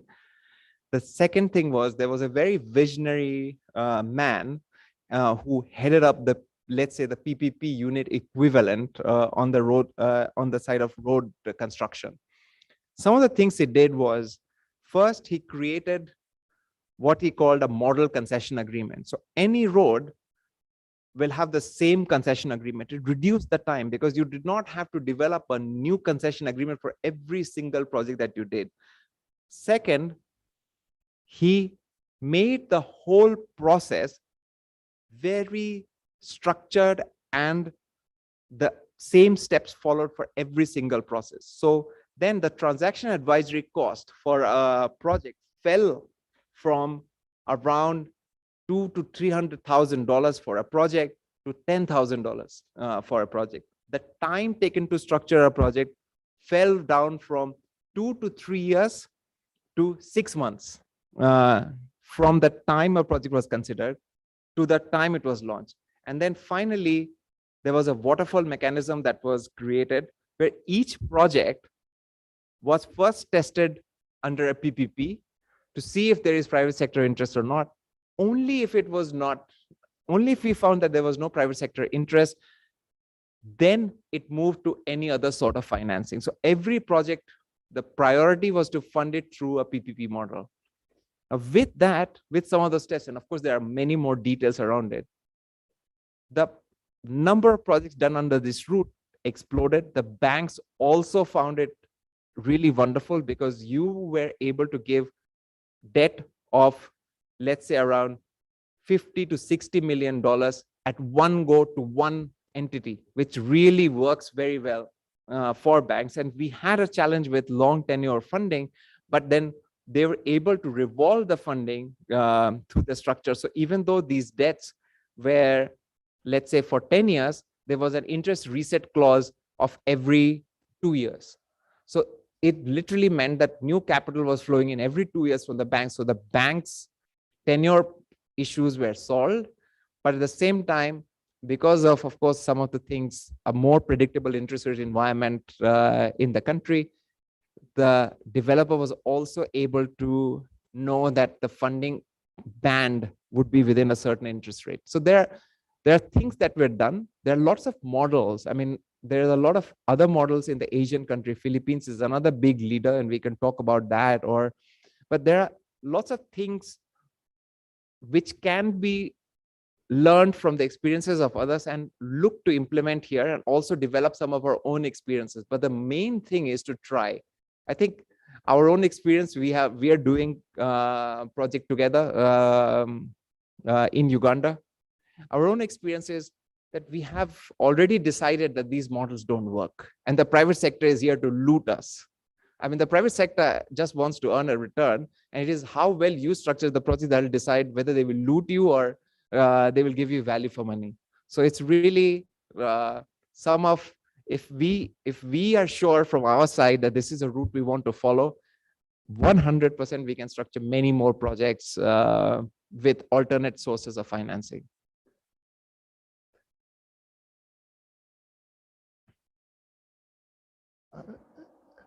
Thank you for that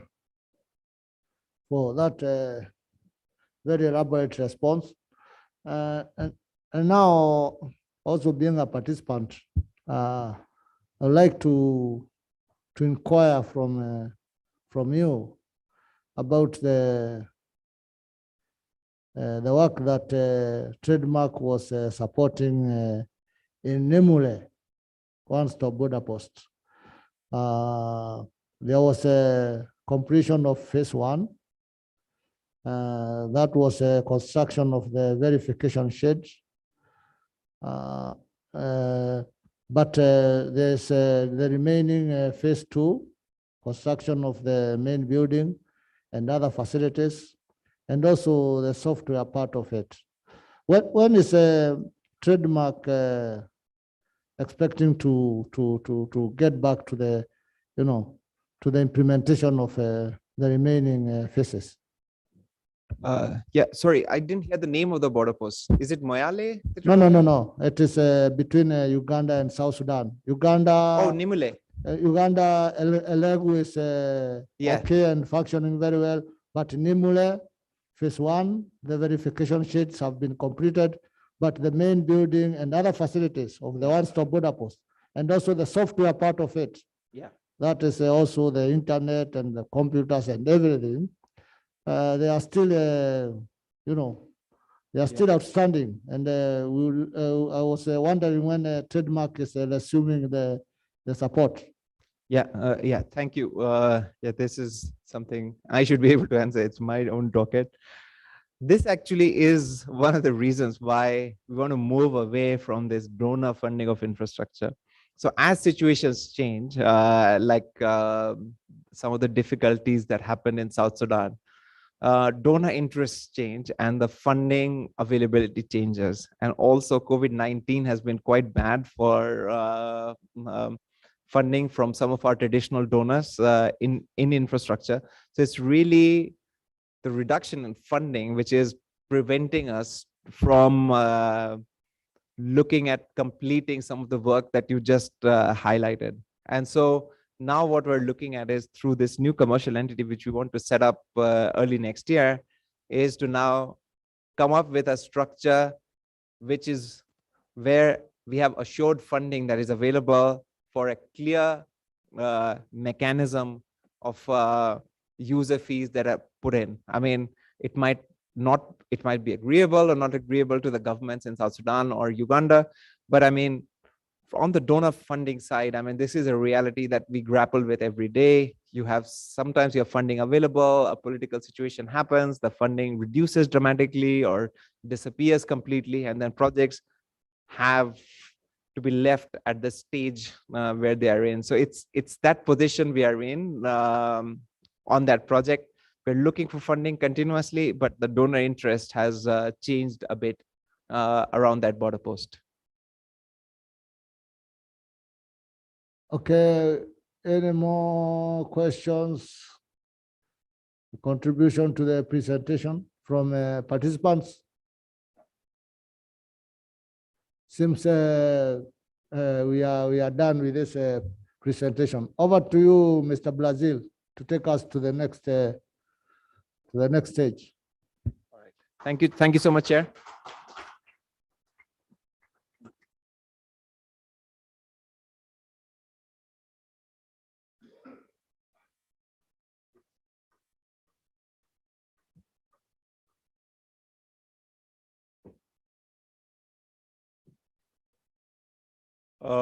I think Bishek Shamari needs another heavier round of applause than that. Please help me applaud.